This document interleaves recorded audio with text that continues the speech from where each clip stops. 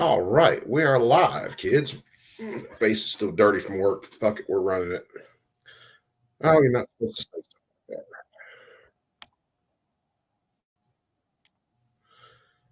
So anyway, I decided to start this at 5:30. I was over listening to John Crump and Rich and Walter Keller get to talking, and but I still wanted to go ahead and crank this up so I can get through a few things today. So we'll see who shows, and we're gonna have I don't know a little bit of fun. If you can call this fun, I don't know. We'll figure it out as we go. Da, da, da. I'll give everybody a couple minutes to show. One of these days, I'm going to do a new intro that I can play before a show. And we're just hitting rabbit holes today. So it's just going to be one of them. People streaming in. What is up, perps? Let me see. I've got, as usual, I've got 900 damn tabs open.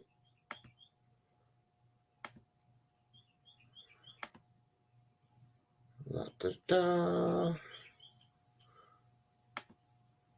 And I wonder if I can even kind of explain how I got to this rabbit hole today.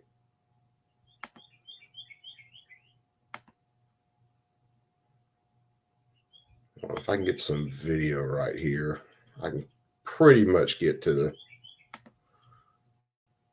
the point. Trying to fast forward through part of a hearing that happened a little while back. And I swear to God, in this hearing, Dan, Senate Judiciary hearing, it looks, Lindsey Graham looks like he is absolutely freaking high in this hearing. What's up, Brutal Bob? What's happening, my brother? So you see, we're going to start out, and it wasn't exactly where I was going to start out, but we're going to start out with Tennessee. And you guys let me know how the new cameras look and new computers, all this stuff. So I'm still trying to figure this thing out. Thomas politicians, yeah. Yeah, well, they think they're our rulers, Vanessa.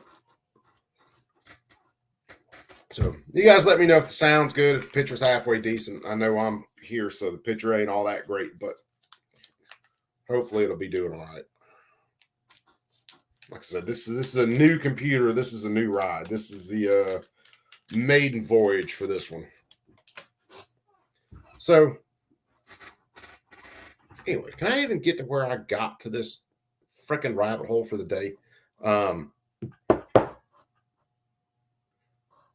don't know. I'll figure it out. Anyway, first thing I wanted to look at, and Tennessee is trying to pass some pretty decent pro-firearms legislation.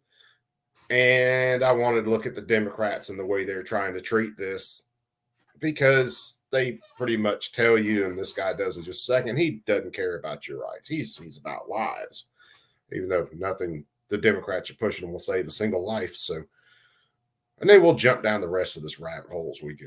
How about that? We're just going to run it like normal and just let it ride. Let me find the right, because I want to get this guy up to his level. Let me back this dude up a little bit, because we're going to listen to everything this joker has to say.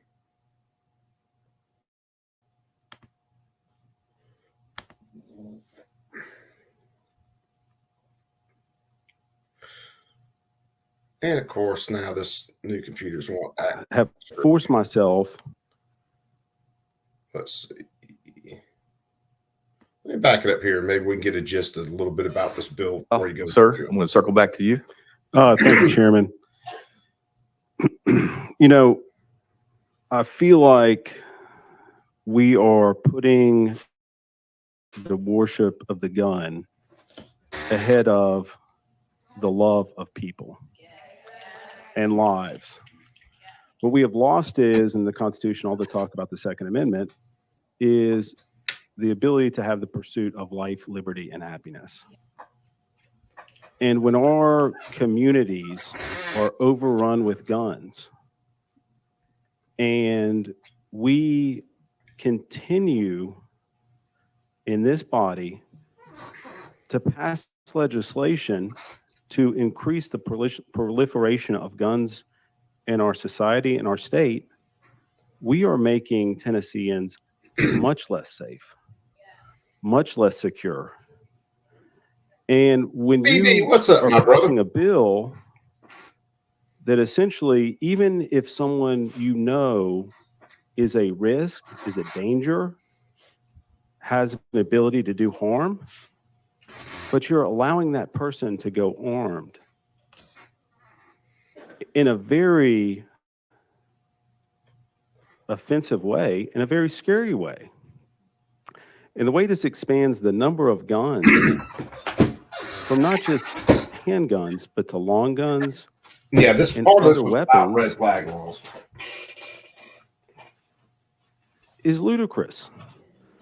And to allow this to even have, for younger people, as my colleague from Davidson County said, who, we know the brain is not fully developed until it's 25, but to have and carry these weapons is extremely offensive to me.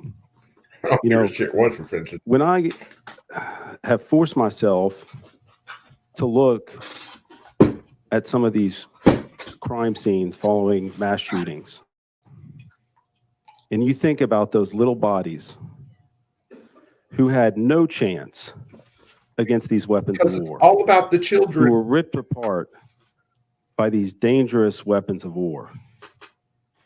Yet, we're here trying to make sure that more of those are in the hands of Tennesseans, not less. Law enforcement, the Apparently, types of mom's weapons man, that I we're think, talking had a about, presence in this hearing today. they don't Later, even shut it have down for a little bit. that much firepower.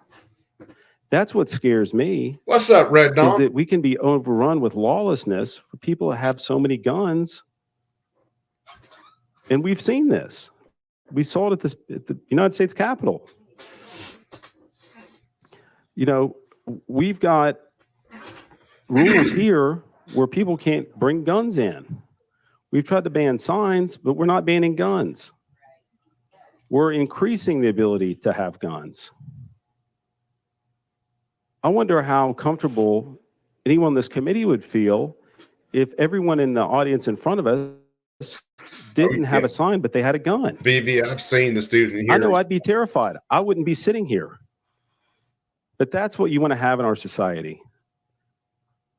I'm going to put aside some of the comments you made that I totally disagree with in your remarks. I find to be untrue and offensive. And just say that I hope and pray that we will come to our senses and do everything we can to stop gun violence and mass shootings in our country. The one common denominator with every mass shooting, there's one. It's been blamed on multiple things, but the one commonality is guns. No, there's been mass Thank you, shootings Mr. with Chairman. bows too. Representative Fritz, any follow-up, sir? Thank you, Mr. Chairman. Just briefly, thank you, Representative, for your comments. I would offer just a couple quick things. There's nothing you'll find in this legislation that proliferates firearms. It does proliferate liberty, and that is our responsibility to do that as elected officials. Democrats. The comment exactly about what he thinks here. being overrun with lawlessness, those are some of the cases I have made for what I have seen with my eyes, Representative, at the Texas Board. What I've heard from other Americans say, and they have offered very assertively these words: it's coming your way. I hope I'm wrong about that. I hope they're wrong about that. Please You can hear the mom refrain man in from the speaking while someone else is speaking. Please. Representative Fritz, you recognize. I'll close quickly. Thank you, Mr. Thank Chairman. I hope I'm wrong about that. I hope that they're wrong about that, Representative. But I will not put my citizens at risk of being criminalized without standing up for their rights. I would hope that you would stand up for your people's rights as well. This is President Bell, where you the need to follow Democrat- up. This is where he tells you. Ma'am, I'll be standing up for lives, before I stand up for rights every day to There's protect the- my community. I'm going to stand up for right before I And stand or live. you keep before I stand up for referencing right. Texas. This is Tennessee. This was today, Thank you. by the way. And thank you for that. Next on the list, I have Representative Grills, Chairman Grills, excuse me. Thank you, Mr. Chairman. Yeah, Leave it's all appropriate, about the I'll call for any lives question. Very good. Pretty sure it's been called. Any objection? of the criminal. Seeing none, all those in favor of sending House Bill They ain't worried about the rights. 2802 to Criminal Justice Full Committee, say aye. Aye. Opposed, say no. Bill moves on. God. And this is where mom's demand and The everybody roll raised so call, much hell the they shut request the for hearing roll down call was for made by about a one week. member. It takes three. That's the rule. It's been the rule. But you can be recorded as a no. Yeah, So Bob. Bill moves on to 100%. Criminal Justice Full Committee. Thank you. Literally, well, That brings to people item 12, don't House go out Bill and- 2508. Point of order. Point of Got a order. motion in a second. I'm coming to you. I'm Point coming to you. Representative Powell, we're on House Bill 2508. But I have Now, a put your record. legislative DJ, inquiry. what's up, my legislative brother? inquiry for the clerk. If a motion is made for a point of order and that is not challenged, then how is there not a roll call I will vote submit to the taken. class that The- the audience in here colleague shuts down made a official motion proceeding and interrupts for it. a roll call vote? And I understand, but no one challenged that. Take that as you will. No one challenged that. You want? All right. Fluffy, what's up, Leader my Lambert, brother? would you like to answer that question?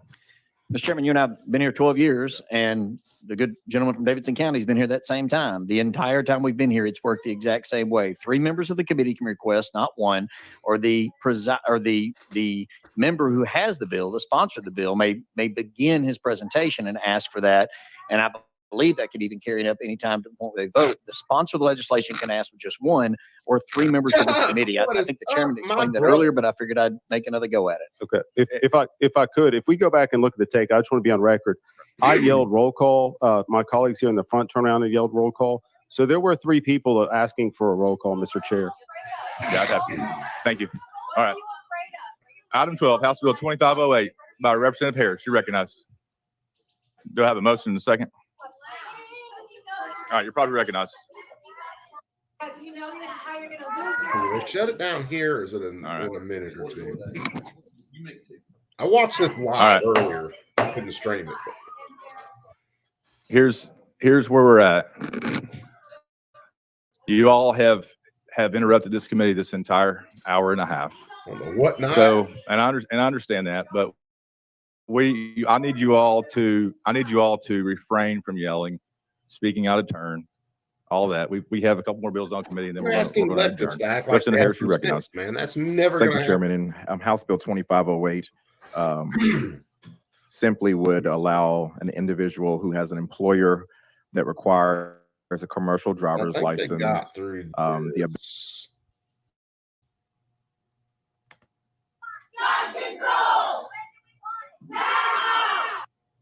So they got their gun control, and when do we not want it now? Chan in there.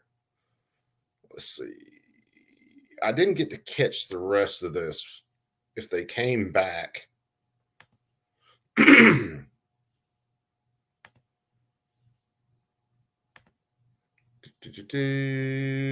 Garrett, you're recognized. Thank you, Mr. Chairman. Mr. Chairman, I have happens here. an amendment coded 17483 to move, and that rewrites the bill. Very good. Got a motion, got a second. Any opposition to adopting that amendment? Seeing none. House Amendment 17483 is adopted. So, sir, you're recognized on House Bill 2001 as amended. Thank you, Mr. Chairman. House Bill 2001 as amended, all it does in a healthcare liability action, it abrogates the cloud source rule. With that, I ask for your support and move to approve the Doesn't legislation. have anything to do with anything. We're going to swap to something I'm else. going to have Chairman Todd. Thank you, Mr. Chairman. I move previous question. Very good. Any objection? Seeing none, all those in favor of sending House Bill 2001 as amended I to don't know what counter roll, say aye. bill. I haven't looked up Opposed, say this no. bill, so I can't Let's have say it. exactly. Bill what moves it out. is. That brings us back to item 12, House Bill 2508. Thank you. Representative Harris. Thank you, Mr. Chairman. House Bill 2508 is my CDL licensure bill to allow more individuals All the right, so ability. I don't think that goes anywhere else. We'll see. Let me kill that, and let's go to something else. Let's see. find where the tab's at. And this way, well, this is kind of how I got into this damn rabbit hole. So, excuse me. Screen share. Let me get to the right one. This is it. So I was looking at some stuff, especially watching Bishop this morning, Greg Bishop, and looking at some of the stuff coming out of the Seventh Circuit right now. Well, hold on. There's one tab I'll show before then. Let me show one tab before then.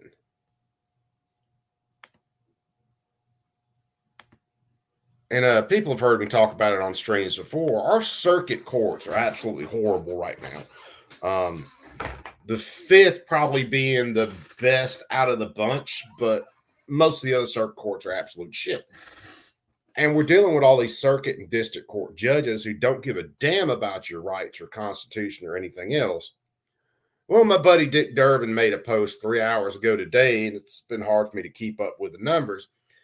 But Dickie Durbin says the Senate Judiciary Committee has confirmed 191 highly qualified, independent, and even-handed jurists to the federal bench. And this is, man, I've been railing on this for a while. These people are slamming the federal bench full of leftists that we're going to be dealing with for decades at this point. Because these people do not give a damn about your rights.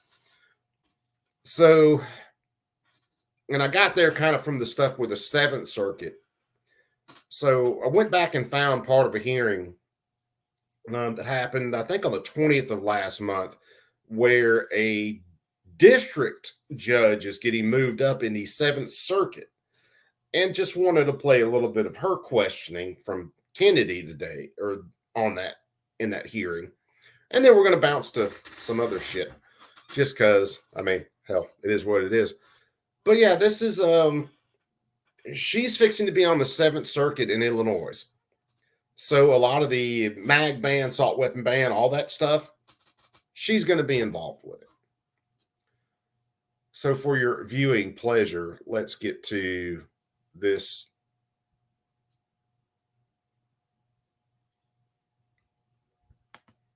Shit show.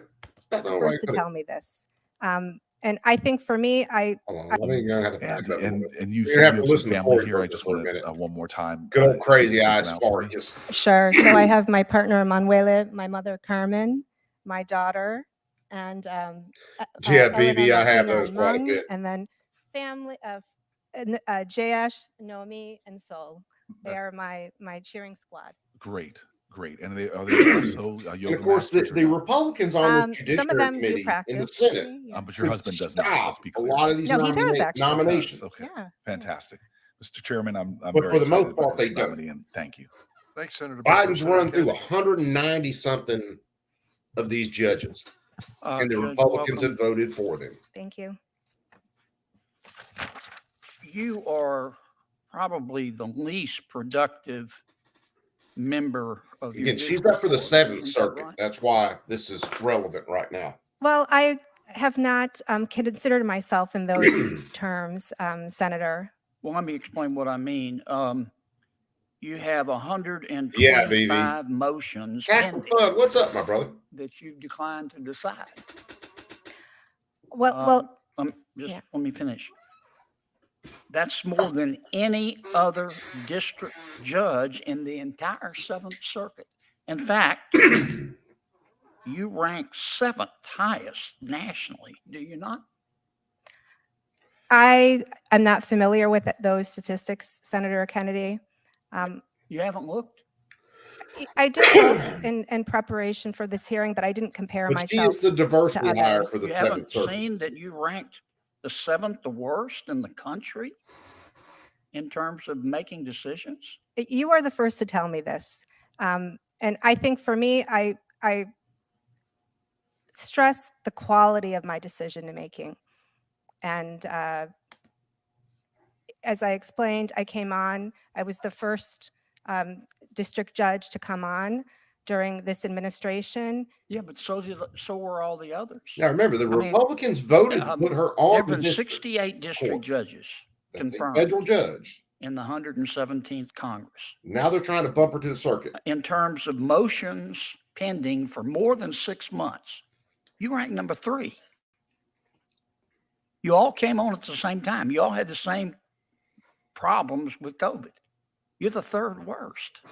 You really think of all the other district judges in the 7th Circuit, you're the one that ought to be promoted based on this record? Senator, this is something that I've discussed with my fellow judges. Many of us new judges from. Not you said you'd never looked at these statistics. I haven't, these particular statistics, I am not familiar with. But in terms she of gets new better, judges, trust me. both from the current administration and the former administration, we are quite a collegial bunch, and oftentimes talk about the pressures of a new judge and the way reassignments work in our district, which is that you get, for example, 300 cases. Yes, ma'am, I understand. I'm familiar with the procedure in federal court. Here's what I'm trying to understand. Why is your record so bad? Well, I don't view it that way, Senator. When I look at the quality of my decision making, the feedback that I get from parties, Well, of course, parties are not going to criticize you. They want you to rule in their favor. I understand, Senator Kennedy. I mean, These judges it's are just so the way it fucking works. self-entitled. Help me It just understand ain't even funny. why Same thing. you What's up, have my sister? such an abysmal record in moving cases. I mean, it costs a lot of money to litigate, You might be right there. and people are paying See, lawyers. it's all about climate And change. time is money. And of all the district court judges in the 7th Circuit, you're the worst in terms of moving cases. Why do you think you deserve to be promoted over all of those others? So, Senator, again, I'm not familiar with the statistics, but I stand by my record and that I give parties what they need. I think, As long as I they're am elected. regularly in my courtroom. I am regularly issuing decisions. I just came on at a very difficult time where there was a backlog in the courts. So did everybody else. Let me ask you, when you were a partner in your law firm, you volunteered to write a brief on behalf of the Brady Center. You wrote the brief, and this is what you said. You volunteered for this. You weren't being paid. Is that right? Remember, for the Brady Center. This was a pro bono case that one of my partners All brought right. in, yes. You said, quote, assault weapons may be banned because they're extraordinarily dangerous and are not appropriate for legitimate self-defense purposes, close quote. Tell me what you meant by assault weapons. Thank you, Senator Kennedy. Just to clarify, there, I was local counsel. Our Supreme, But you wrote the brief. Tell me what you meant by assault weapons. Senator Kennedy, actually, I did not write the brief. The brief was written by, You signed the brief, though, didn't you? correct. So, you won't see me coming in defense of these folks a lot, but in her defense, she didn't write the brief. Brady wrote the brief, but it had to be sent through someone with a bar license in Illinois, and they got her, and she said, "Oh no, I'll completely sign on to that. I'll make sure that that brief makes it to the court." So she's so anti-fucking gun, she won't even read the brief. But if it comes from Brady, she's going to sign on to it and send it through. This is the caliber of judge that the Biden administration is flooding the federal courts with. People wonder sometimes why I rail on this. What does this matter? What does this matter? Well, because these federal judges have the power to hold these cases up for decades while people are losing their livelihoods and going to prison over these dumbass damn gun laws that ain't going to save a single fucking life. But it's their ideology. Much like dude in the last in the hearing before this, I'll stand up for lives instead of rights. So that's why I raise a little hell about these folks. I signed the And when you brief. sign a brief, you're testifying to the court that everything in it is true, right? Yes, that, Okay. and I, So they're your words in terms of the court, right? well, you're correct, Senator Kennedy. Okay. I would never So tell me sign. what you meant by assault weapons. So I am not a gun expert. And at the time, that brief, I think, was about 10 But years. you Given sign the on to court a brief advice about assault about weapons saying you were ban expert assault opinions. weapons. What is, I'm just, you told the court you were an expert. Just tell me what you wanted to ban.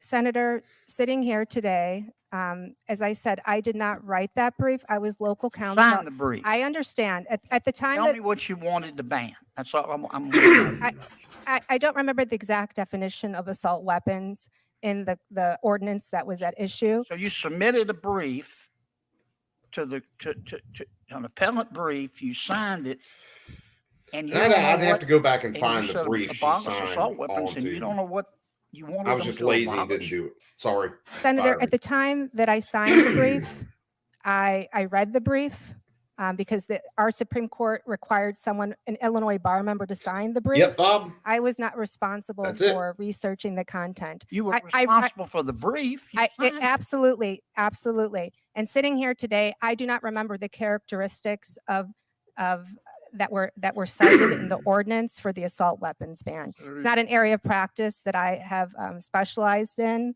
I'm sure if 10 years ago, So- I could have answered your Not question. gonna And you expert, sitting here today. That's you not you her think area you of deserve to law. be promoted? but she sign on to the brief for Set Brady. record. to push it Senator, through. I stand by my record. I stand by my record. Senator Butler. Thank you, Mr. Chairman. Congratulations to you and your What's up, my family. brother I Chess? know that none of us get to these opportunities by ourselves. And so That's kind of just what I wanted appreciate to all play of on you for her. being of support and congratulations. Because again, let me flip back to this. What was the number again? Yeah, as of 3 hours ago today, the Biden administration has put 191 judges on the federal bench, that's district and circuit, that are much like this woman.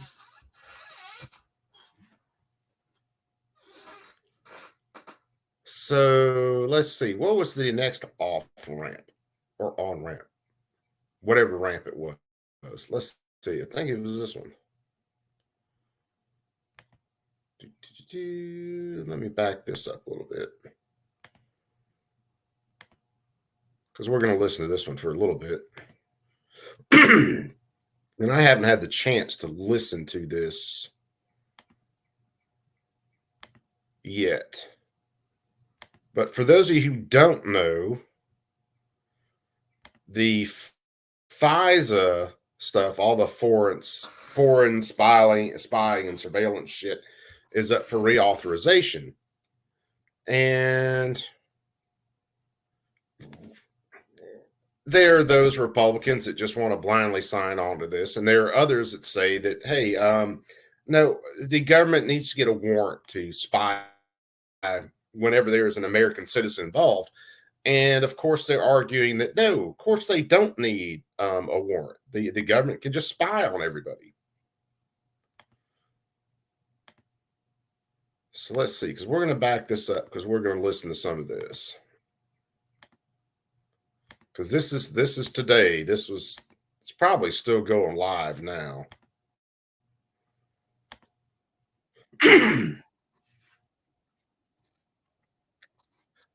Let's see. Well, there were a couple things. There was border security involved in this, and then there was the FISA spying. So we're going to try to skip to get to the FISA spying.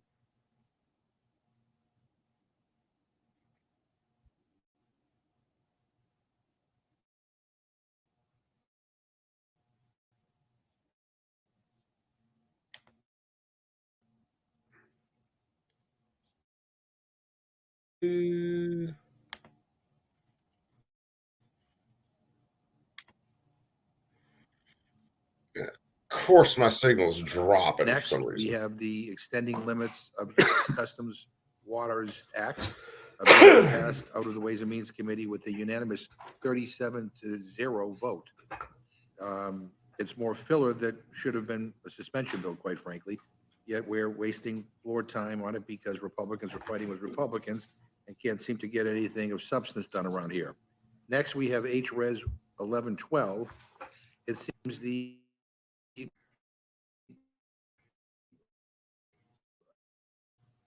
other side is finally ready to tackle immigration and border security with yet another non-binding now. Isn't that the definition of insanity? Fuck my Doing the internet. same thing That's all I over gotta and say. over, but expecting different results. Let me just remind everyone, Republicans were the ones who tanked an actual comprehensive bipartisan border deal. And they did it because Trump asked them to, so that he could use the border as a campaign slogan in his All right, let me election. speed some stuff So up. I until want to they get to come the fire of table this in a stuff. serious manner, Let me see From if I the can. Committee on Intelligence. Chairman Jordan, I would welcome your opening testimony. Well, thank you, Mr. Chairman and Ranking Member. Good to be with you. A year ago, 11 months ago, the Washington Post reported that the FBI misused the 702 database and surveillance program, the surveillance tool, misused it 278,000 times. In other words, they're 278,000 spying on times, they Americans didn't without follow warrants. the law and the rules that were already in place. The base text, the way this is going to work, is there's some reforms in the base text well, the way it's going to work is how you guys determine if it's going to work when you pass a rule, or if you pass the rule. But the base text has some reforms that I think make sense, but I think the fundamental question still is if the FBI that wouldn't follow the procedures in place and 278,000 times didn't follow those procedures, are new requirements, whether it's in the traditional FISA or in the 702 program, going to be enough to safeguard Americans' liberties? So for me, I'm just going to cut to what I think is the most important. We were here 2 months ago. Ranking Member Nadler and I had a robust discussion with this committee warrant requirement amendment. Just how That was in the short base is she, text of the bill that came DJ? out of our committee. Came out of our committee, by the way, 35-2. Strong bipartisan, the strongest we've probably ever had in that committee, certainly in this Congress. The warrant requirement, I think, is what's needed because when you have the history we have with this organization relative to not following the rules, we think you need a separate and equal branch of the government to look at, to approve a warrant before you can query American citizens' information. And that to me is the most important thing. We have exceptions built into our warrant requirement. If there's an imminent threat of data, that's an exception. If you agree to let the FAA talk and say, yeah, you can use my phone number, our email address to search, you agree to that. Or if there's a known cyber threat, that's, but I'm going to look in this, what I call the haystack of information that is collected, which has Americans' information in it. If you're going to use Jerry Nadler's phone number or his email address, then you should go to a separate and equal branch of government to get a warrant to do so. That is how our system Oh, works. BB, that We think sounds is so the freaking fundamental good, thing. though. Frankly, I appreciate what we've got in the bill and in the base text, and those reforms are, I think, positive. But without the warrant, I don't think we've done our job. I don't think we've protected Americans in the way that we should. So for me, that's the key element. I know Chairman, Ranking Member Nadler will go through more of the legislation. I'm happy to answer questions, but that is what I think is the most important. Well, let me say one other thing. I do think that the other amendments that I understand are being talked about, offered from the Intel Committee, and I appreciate the work that these guys do, but offered from the Intel Committee, those amendments actually. Yeah, 665 these expand days is not bad. I thought what we were at all. trying to do is reform it to protect Americans' liberty. So for me, the fundamental issue is the warrant requirement. That has to be in the legislation, or I don't think we've done our job. And with that, I would yield back to the chair. Thank you for your testimony. We now turn to our good friend, Ranking Member Thanks, Nadler, for DJ. any Now I got opening Black statement Sabbath here. stuck in my head. Well, thank you, Chairman Cole, Ranking Member McGovern. Thank you for inviting me to testify before you once again on the important topic of surveillance reform. As I've stated repeatedly throughout this process, it is long past time for Congress to rein in abuse of FISA Section 702 authorities by the intelligence community. Yes, there are already laws on the books designed to protect Americans from unauthorized government surveillance. But we know from our oversight efforts and the intelligence community's own reporting that these laws are often disregarded and are at the very least inadequate to keep this powerful surveillance tool in check. For example, under current law, intelligence officials must find it reasonably likely that a U.S. person query of the 702 database will turn up evidence of a crime or foreign intelligence information. But this is of little comfort if the FBI repeatedly and flagrantly ignores this and other rules designed to prevent government overreach, which we know to be the case. That is why a probable cause requirement, with reasonable exceptions, should be required to search for U.S. person information, such as an American's name or a U.S.-based phone number. Without such reform, I cannot support reauthorization of these authorities. The Judiciary Committee is tasked with reauthorizing Section 702, which sunsets next week. For over a year, I we've am worked on a surprised bipartisan Jerry basis to Nadler is study actually the problem of arguing for intelligence more committee oversight. agencies' abuse It of amazes FISA me. powers and to analyze solutions for preventing government overreach while keeping Americans safe from those who would do us harm. We held multiple hearings and overwhelmingly passed bipartisan legislation to reauthorize Section 702 last December. Mr. Biggs' bill, which was co-sponsored by Chairman Jordan, myself, and many others across the ideological spectrum, was a balanced first step towards reform. He I want probably to already thank Mr. did, Jordan, Ting. Mr. Biggs, for being strong partners in the effort to achieve reform. And as Mr. Jordan mentioned, this bill passed the Judiciary Committee on a bipartisan vote of 35-2. Can't think of anything else that passes the Judiciary Give me a sec, Committee, guys. anything like that. But our attempts to reform and reauthorize Section 702 are beginning to appear Sisyphean. This is my third time appearing before your committee on a FISA bill this Congress. Yet not one of these appearances has resulted in the House floor vote. While I remain hopeful that we will eventually enact common sense measures to rein in abuse of FISA Section 702 surveillance powers, I question the wisdom of repeatedly offering the same legislation and crossing our fingers that we will get a different result. This past February, I told you that while I didn't agree with the Speaker's approach of putting a neutral bill before the whole House and allowing Judiciary and HPSCI to fight over amendments, I was still willing to play his game. 2 months later, nothing has changed. Except for a small change to the amendment process, the House bill still reflects a clear absence of agreement between HPSCI and Judiciary. And as with last time, rather than employing any of the other options available to him, the Speaker would have us vote on all of the items of controversy individually. This strategy is so unwieldy that if 2 or 3 of the expected amendments are adopted in combination, there may be nobody who will support the bill, depending which amendments are approved.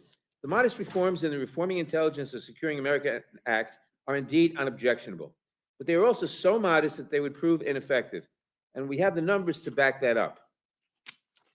In 2021, in response to repeated criticism from the FISA court, the FBI instituted internal reform for U.S. person queries of the 702 database.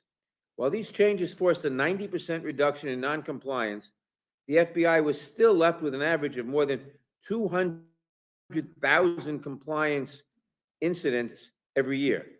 The FBI's self-imposed query restrictions did not prevent searches for over 100 Black Lives Matter protesters. They did not prevent the batch query of over 19,000 donors to an unnamed congressional candidate. And they did not stop over 278,000 other non-compliant FBI queries of the 702 database that occurred in 2021. The single most important reform we can enact to combat these abuses is a probable cause warrant requirement for U.S. person queries. One of the amendments you will see today would impose such a warrant requirement on searches using U.S. person identifiers with certain reasonable exceptions, such as cybersecurity cases, situations with victim consent, and in exigent circumstances. This warrant requirement is the reform we need to protect Americans and to allow surveillance laws to continue to keep us safe while also protecting our essential liberties. It is simply unfair to ask the intelligence community to both zealously protect our security while also protecting the constitutional rights of those surveilled. America's system of checks and balances exists precisely for cases such as this, where two considerations must coexist at odds with one another. For too long, FISA Section 702 has enabled the surveillance of Americans without adequate safeguards to protect our civil liberties. Americans need Congress to enact those guardrails, and with Section 702 expiring soon, We have a rare opportunity to protect Americans' privacy while giving law enforcement the tools they need to keep us safe. But we don't have unlimited time to get this right. The extension to Section 702 that the House passed last December expires April 19th, 10 days from now. I stand ready to vote on this legislation so long as the probable cause warrant requirement is adopted, and I encourage my colleagues to join me in supporting real reform. Thank you, and I'd be happy to answer any questions you may have. Thank you very much for your testimony. We'll now turn to my good friend, Chairman of the Intelligence Committee, Mr. Turner, for any opening statement he cares to make. Mr. Chairman, thank you for having us. We're very pleased to be here with what is an excellent reform. Mr. McGovern raised the question as to why are we so late? This is the Section 702 of the Foreign Surveillance Act expired December 31st, but we've had this period of time where we have had to have serious review of the intelligence community's failures and their abuses of some of the most critical tools that we give them to keep our nation safe. No question, we are here, as Mr. McGovern asked, because the intelligence community failed us. The FBI failed us, the intelligence community failed to properly police themselves, and they abused the tools that we gave them under FISA. There were searches of Americans' identities in the 702 database that should never have occurred. And there was a presidential candidate, ultimately President of the United States, President Trump, who had his own campaign team brought before the FISA court and actual warrants, probable cause warrants, issued in the FISA court in what was the most egregious defrauding of a court system that we have had in our political system, where they went to the court and entered in what was basically political opposition research that had been paid for by the Hillary Clinton campaign and the Democratic National Committee to obtain warrants to surveil an individual who was associated with the Donald Trump campaign. We are here only this late because we've had to struggle with these abuses. These are not abuses of Congress. In fact, Congress is the one that ferreted these out. By law and statute, we required that the intelligence community report to us their uses of FISA and their searches of U.S. persons within the 702 database. And those abuses are the ones that we, the Intelligence Committee, pulled together a joint group between the Judiciary Committee and the Intelligence Committee to be able to identify real reforms. This bill, the underlying bill, provides 55 reforms, both to the FISA court process, to the FBI's processes, and to the use and the collection of 702 data that go right to the heart of the actual abuses. They're not stabs into the dark. They're actual definitional responses to each of the abuses that we found. Now, the chair and ranking member of the Judiciary Committee unfortunately want to debate an amendment that's coming up rather than the solutions that we provided. And I want to first focus on those solutions. Together, the Judiciary Committee and the Intelligence Committee came up with 55 recommendations that reform the FBI querying process, basically taking it out of the hands of the rank and file of FBI. We found that their abuses were so egregious that the FBI was broken and we had no ability to continue to trust the system. So we elevated and limited their use of a 702 FISA information. We made certain that the FISA court itself could not ever again be subject to the political abuses that occurred in the Trump campaign. And in all of these, we went back and made criminal penalties for anyone who violates these new higher standards. We also gave specifically an opportunity for Congress in its oversight to increase its oversight of these so that we can ensure that the criminal prosecutions occur for those who might violate these provisions in the future. Now, the chair and ranking of Judiciary are talking about imposing a warrant on the search of 702 information. And I want to make a few things clear. There is no warrantless searches of American citizens' data. That does not occur under FISA. It's not permissible under FISA. It's illegal. They don't even have the mechanism within which to do it. They survey foreigners located abroad and a limited subset. It's about 250,000 people. It is subject to court supervision, and the court supervision is determining that each of those individuals represents a national security threat, a foreigner abroad, national security threat to the United States.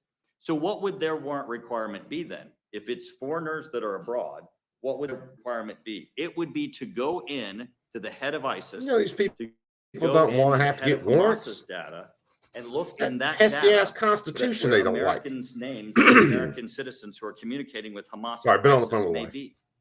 It's not going into Americans' data. There is no warrantless spying on Americans under 702 or FISA. There is no ability to go into American data under this law except with a warrant. There already under the law is a requirement that if you're going to go into Americans' data, that you must get a warrant. The requirement that they're asking for is a warrant if you go into Hamas's data and look at Americans that are corresponding with Hamas, or if you go into ISIS data and look at ISIS data for Americans that are corresponding with ISIS. Now, first off, there is no constitutional requirement for that. The courts have already ruled that you have no constitutional right to privacy as an American to correspond with an ISIS head who's a foreigner located abroad. That is not protected communication. Now, your communications remain protected. We can't go into your communication, to your data without a warrant. But if you communicate with ISIS, the head of ISIS, or the head of Hamas, you lose your constitutional protection under those communications. If we're spying on the head of Hamas, which you and Americans would want us to do, your communications are going to be caught up at the head of Hamas.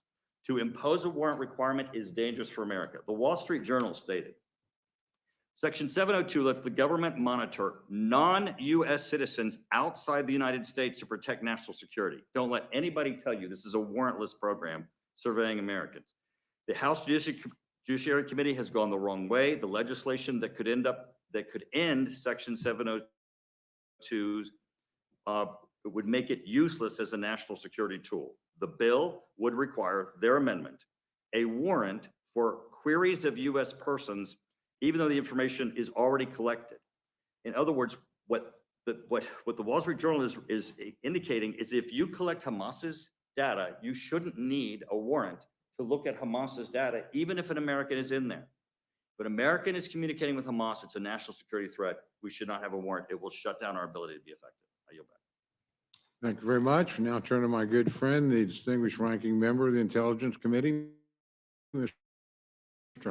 Himes. You're recognized for any opening statement you care to make. Thank you, Chairman Cole, Ranking Member McGovern, for the opportunity to speak about the Reforming Intelligence and Securing America Act. Maybe if you're 2024. still I'm gonna listening, I state sent you a something that list, hasn't been stated, but and it's critical. it will Section probably get 702 longer. is our single most important intelligence collection authority, bar none, full stop. Almost 60% of the articles in the President's daily brief. And yes, for those of you who don't know, contain Rebecca information from Tamus the is actually 702 my collection wife. program. And the intelligence community uses this She program knows every single day to keep Americans safe. For Very more than a well. year, the Intelligence Committee has worked diligently and collaboratively to reauthorize Section 702, starting No, from most of it ain't it's probable essential cause, Matt, and that they we don't want reauthorize probable. it, but that we cannot and will not do Probable so cause is without very bullshit strong anyway, reforms. for the most part. All members of because the Intelligence Committee have they been say deeply anything's engaged in that probable effort. cause. We have hosted briefings, both classified and unclassified, for members and staff to educate the staff on the complexities of Section 702. HPSC's oversight Phil, demonstrated the what's up, value my of brother? Section 702, but it also found, as my colleagues have said, genuine problems in how Section 702 has been used and room for important reforms. Phil, what Those game you problems are playing these days, primarily man? within the FBI, where the Bureau for many years demonstrated an unacceptable record on compliance with the standards for querying U.S. persons.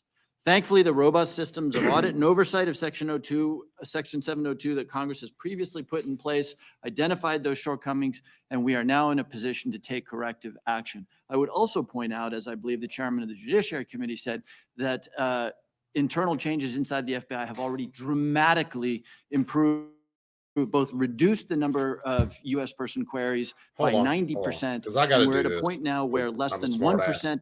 And I ran into this earlier. And if anybody didn't like Alex Jones, one, I don't care. I'm not a huge fan anyway. But I'll have to go through this article one day because this is the CIA and the FBI talking about what they did to Alex Jones. Did what we wanted with Alex Jones, took his money away, and the Gateway Pundit did an article on it. I got to read that, but it's just more proof that our intelligence agencies don't give a rat's ass about their constitutional rights. and they will freely admit it. Compliant.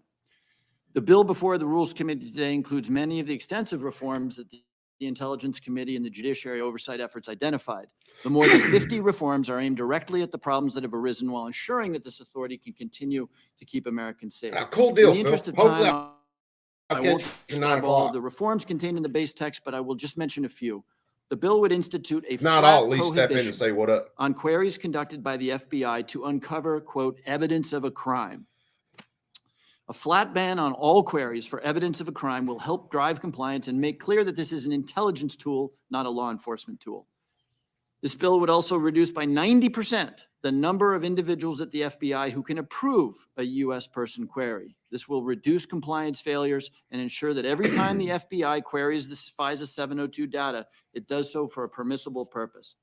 And finally, this bill includes important reforms to the FISC, the Foreign Intelligence Surveillance Court, most notably by remember, requiring the that FBI FISC has been appoint caught an amicus lying to the represent FISA the court privacy on rights of Americans multiple each time occasions, the government seeks to and renew its nothing has annual happened to them. certification under 702.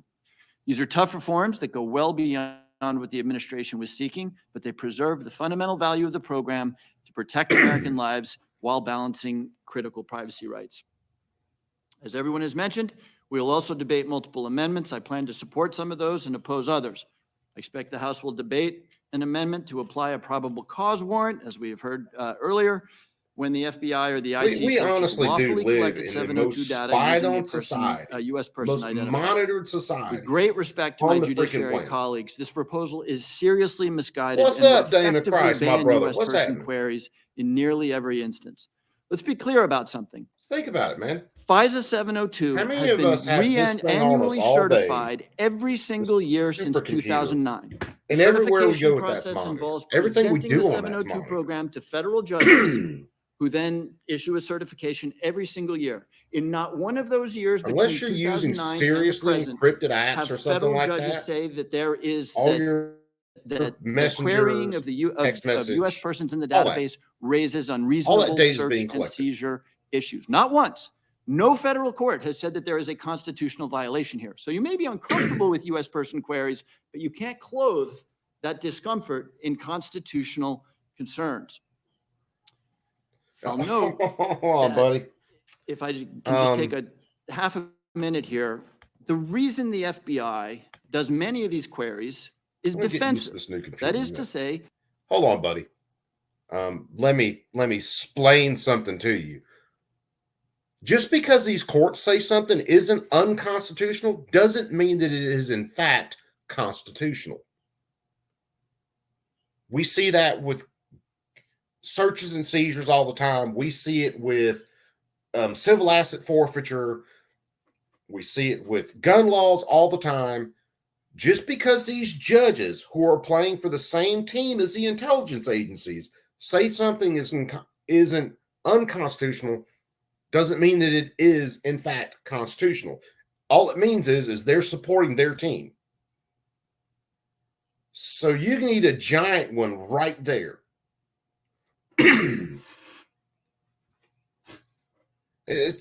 Oh man. It is so ridiculous that as technology increases, that people like this somehow thinks that our rights actually decrease. See, it would have been an easily unconstitutional finding decades ago when I wrote a letter to somebody and with no warrant, the government intercepted my letter in the mail and then read the contents of my letter. That could be found to be unconstitutional. But since I'm sending it through a text app or over the phone or some shit like that, you're no, that's not cool. Fuck off. Boy. Your constitutional rights don't mean anything to these people at all whatsoever. As technology increases, as it grows and it progresses, the protection for your rights should increase and grow, whether it's with firearms, whether it's with messaging and communications, searches and seizures, all that. But all they do when technology progresses is they try to find loopholes. And it's already been admitted in hearings in Congress. I'd have to go back and find the particular hearings that the NSA collects every bit of electronic communication inside the United States. Period. And that is searchable. It's part of where the 702 stuff comes in. And it's so freaking ridiculous.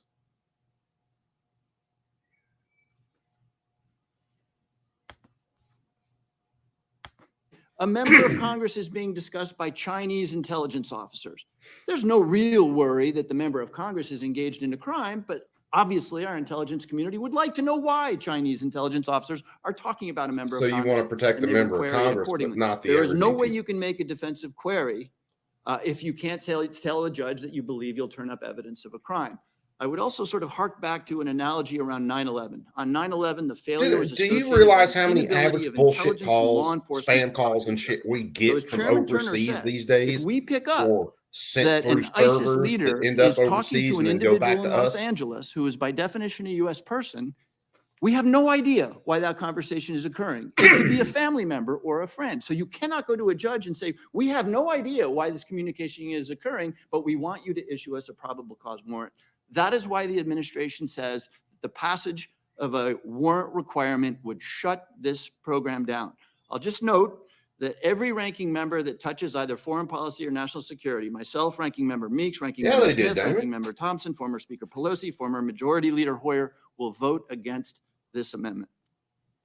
The amendment also goes a lot further than the PCLOB, the President's Civil Liberty Oversight Board, recommended. They recommended a much, much more narrowly tailored amendment, and yet this judiciary amendment goes way beyond what the PCLOB recommended. It goes way beyond what Senator Durbin has recommended. So while the sentiment is one that perhaps I understand, Senator this is an Durbin's a extreme complete amendment, status and I moron, hope it is so- voted down. Once again, I want to thank Chairman Any Turner for his protection goes leadership on the against bill what and the he leadership of the Judiciary Committee. recommends. And I also want to note my appreciation to both committees for working so hard on this. Thank you for the opportunity to. But see, a appear lot before of the your committee so-called today, and I look forward to Republicans answering will your vote questions. for this. Thank you very much. No, Just in the government needs interest of fine. time, Government Chair, needs we'll it. at least for Government now needs it all for forego your safety. questions. So turn to my good friend If you're from not doing Minnesota anything, for you any don't have questions anything he to may have hide. for our panel. Thank you, Mr. Chair. And I just have a real, well, maybe quick. But for Chairman Turner and Chairman Jordan, can you discuss how this is the appropriate balance Yeah, but these between days, brother, they empowering law just tell us they're enforcement and pissing on respecting us. civil rights? They don't Would even agree. get away with a raining lie anymore. They're just like, yeah, golden showers. This is a really good opportunity for us, I think, to get an agreement from everybody who's here, right? Because one of the issues that we always have whenever we're discussing. It FISA used to is be it they gets so would try to confusing, tell you it was The raining. fact that we're only talking about one. These days, you foreign just piss right in your intelligence face. tool. I mean, there are all types of other issues that judiciary has to deal with and we have to deal with. But I think first off, before we go forward, we should probably get an agreement between the four of us so that at least the Rules Committee has an understanding that we're all talking about the same thing. 702 is foreign surveillance of foreigners abroad. Can we have universal agreement between the four of us? Because it is what the law states. It is, and I have it in front of me. It is surveillance of foreigners abroad. Ranking Member Nadler's agreement. Mr. Chairman, Chairman. Mr. Chairman, is the witness supposed to direct his comments to us or to the other witnesses? No, actually, you're correct. You should address your comments, please. Well, we're a team, so I'm making certain that I consult with our team as we give the answer. For the record, everyone has agreed, Chairman Jordan, Ranking Member Nadler, my ranking member, myself, in my framing your answer, that we're talking about foreign surveillance of foreigners located abroad.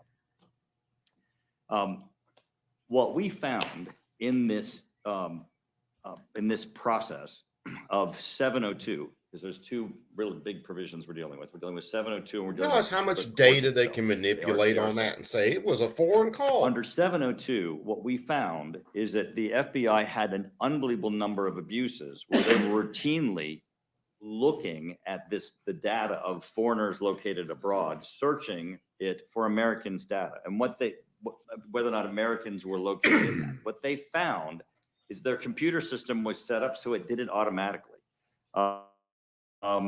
They didn't have I've any literally gotten criteria calls for determining whether or not Tom From Cole was cities in searched Russia. as to whether or not he was communicating with ISIS in any of their processes. From Moscow, I think was one of them.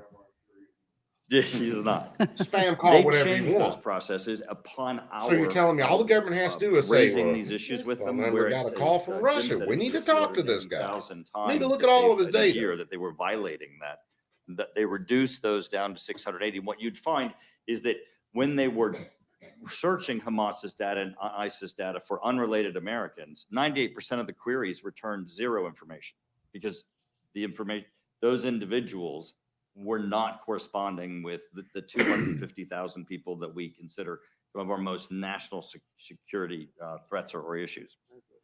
So what we've done in this, though, is that we've limited the number of people who can do it. So we've made the standards higher, the professionalism and training higher, and then we've put on it real consequences,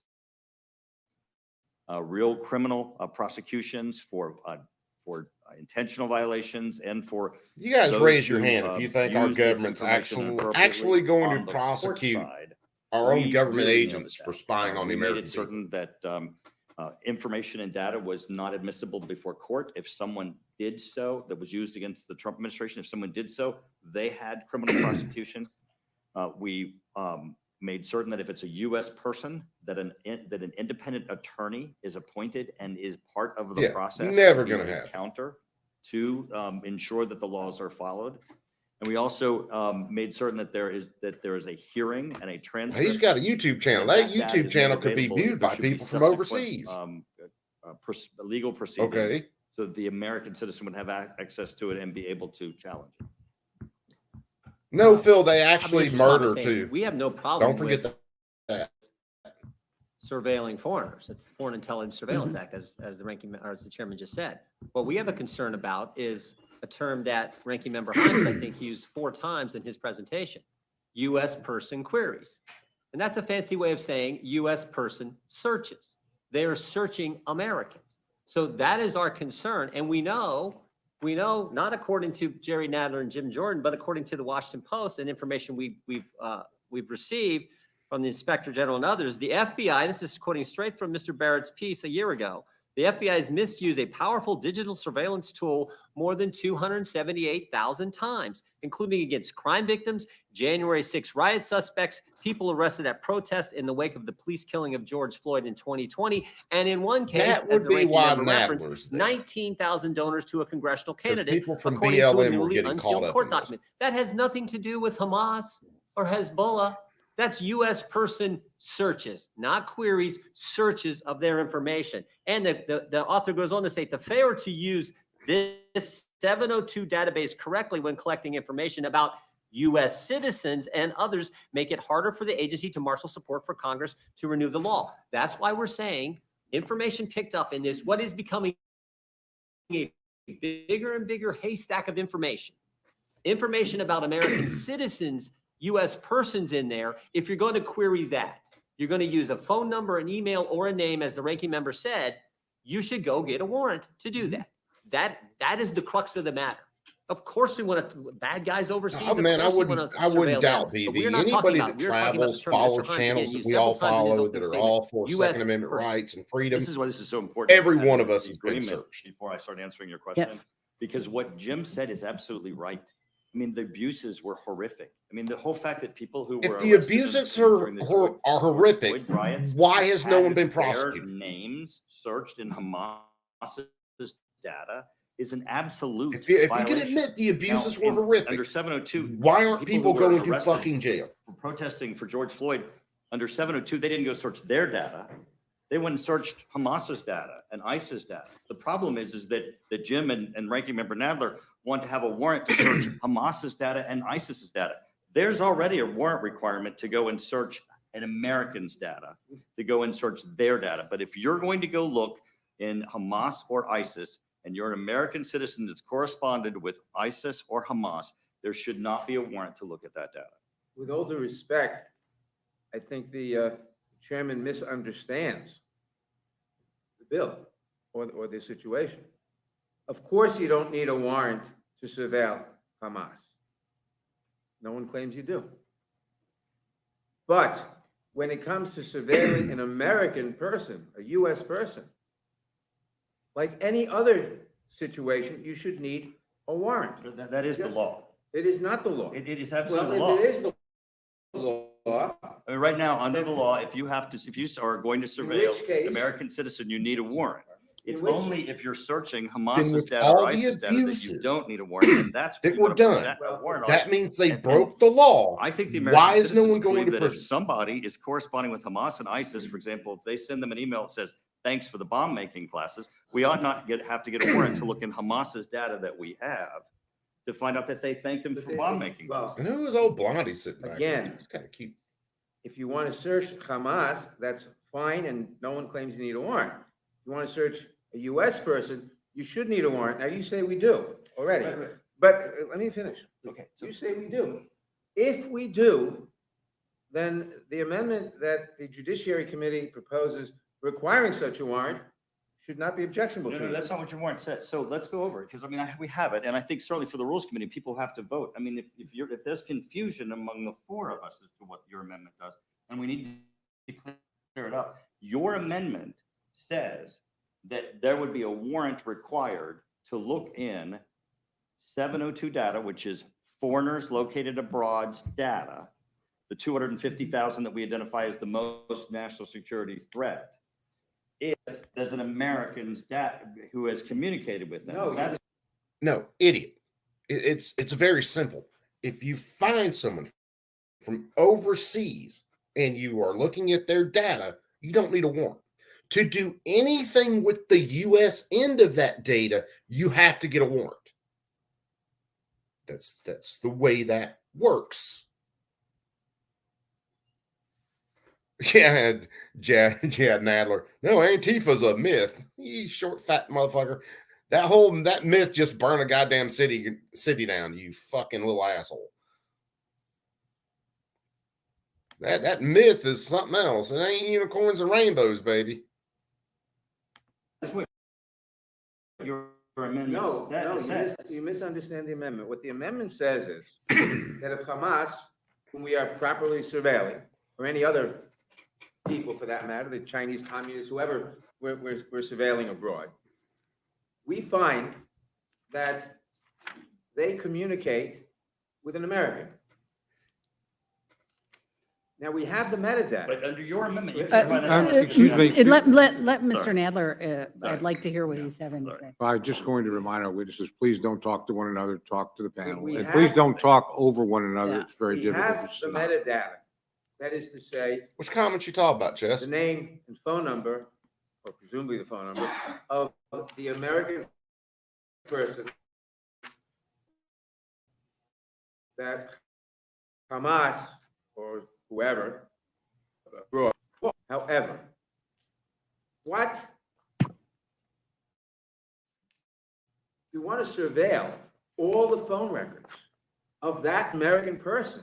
Oh yeah, the Any Nadler other comment. Yeah, search, I can't stand him either. you ought to need a warrant. That's current law. It is not current law. If it is current law, then the amendment that we have here saying that. If it's current law, then the amendment shouldn't be a big deal. But why hasn't any of these motherfuckers gone to prison or lost jobs for spying on American people without warrants? Should not be Why? objectionable. No, what And, you and, just said. excuse me, Sorry. Yes, He I was ask you up, not man. to interrupt one another, not to talk to one another, answer the gentlelady's question. and I was going to ask Chairman Jordan, because I was curious if there was another answer in between. Okay. Well, it definitely leads into all their communication. It's why we put the amendment. And understand, we have exceptions in the amendment. Like I said, how many Yep. spam calls An do emergency all of us situation, Americans You get think the from time element or foreign whatever time sources element that is, even though it's every constitutional, fucking day? There's an emergency situation, or if there's a permission. The example that I think the ranking member of the Intelligence Committee gave, if two people in China are These talking freaking about a member fishing of Congress, farms, go talk to that member of Whether Congress and say, hey, you care calls, if whether we it's query this text, whether it's database? Because email. we think these guys are trying to target you in some way. Of course, that individual, that member of Congress, go ahead, figure it out. We want to know what the Chinese are trying to do to a member of Congress. And then the third one is if it's a known cybersecurity threat, some known malware that's been used, that's an exception. Yeah, as baby, well. you'd So we have to tried prove structure this- provenance this on warrant everything that you requirement search. with some That's the point exceptions, behind which, this. so frankly, we're giving on the side of the Judiciary Committee in the way we structure. Think about this how many because numbers we get this freaking national security spoofed issue, every but we day. also get the Constitution, and we also get this fundamental. If you don't know principle about call that it's a spoofing, that's separate a and whole nother we have fucking rabbit separate and hole. equal branches of government to put a check. You don't want the executive branch being able to just not follow the rules, or the rules that are in place, they get to do their own thing. That's why we have a separate and equal branch that has to okay it when you're going to go get information. There's got to be about an serious American limits. citizen. There has to be limits where I we will are just say thank you very willing much, and I'll yield back, Mr. Chair. to suffer another Thank you, attack lady. I to now protect turn the to my rights good of friend, the Americans. distinguished ranking member, for any questions he has. Yeah, for the panel. just briefly, I mean, this is all a fascinating discussion. It's clear that Dangerous You don't agree with each other. freedom. So, no, you guys agree. You know, you guys, here, let me just. Oh, kinda shit, cut to the Fluffy, dude, chase. I've got calls from all over You the know, damn place. This is the third time we're up here. I mean, on the Intelligence Committee, I mean, do you object to having the Rules Committee make an order the warrant amendment? No, we do not. But Okay. but we do think that the debate needs to be clear as I to what the get warrant that, and that's requires, what and I the floor encourage is, everyone to but- read it. But so if the Rules Committee makes that amendment in order, you're okay with it, right? And if the Rules Committee doesn't make it in order, I don't know how the rule passes. Think about all the spying, man. How do you think they figure out people So are if it's gonna be- ordering if different we're all in things agreement that from it should be made in which? order, hopefully be made in order, and we can debate this on the floor. Besides their little honeypot traps. Okay, I have no, I have no questions. Thank you. Gentleman from Kentucky is recognized for any questions he may have for the panel. See, Mr. Jordan Chairman Jordan, was the 702 FISA program used to spy on a presidential candidate or his campaign? I don't know. I don't think so. What I do know is that's the other part of FISA, the FISA court. That process was abused, and there's some measures in here to try to alleviate that, but I don't know. So the FISA court, though, the FISA program, not 702, but some part of the program was used to spy on a Going depth. presidential campaign? Yep. Is that true? So there are no allegations that 702 was used to spy on President Trump's campaign. The provisions of the FISA court that we have reforms for that actually their amendment does not relate to would prevent the types of abuses that resulted in Carter Page having warrants issued against him. And was that done illegally? Yes. I believe that they defrauded the court.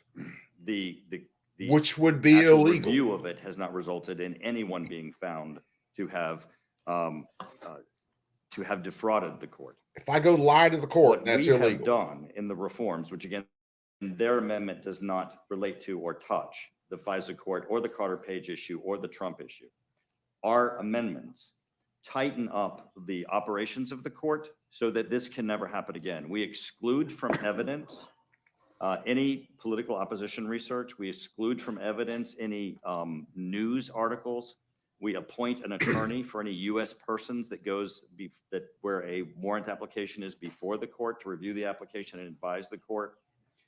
Yeah, you We caught that too, huh, require, Fluff? that every person that But they already know. submit information as part of the investigation process certify under oath the material that they're providing to the court so that they're subject to both perjury penalties and also criminal. And again, if I didn't say it earlier, this is Part of the court. happening tonight. It's What probably we did still is we going on went live. I back just and every place backed that it we up believed because they had violated the watched a few other things Carter before we Page's got rights rolling in on the this. court processes.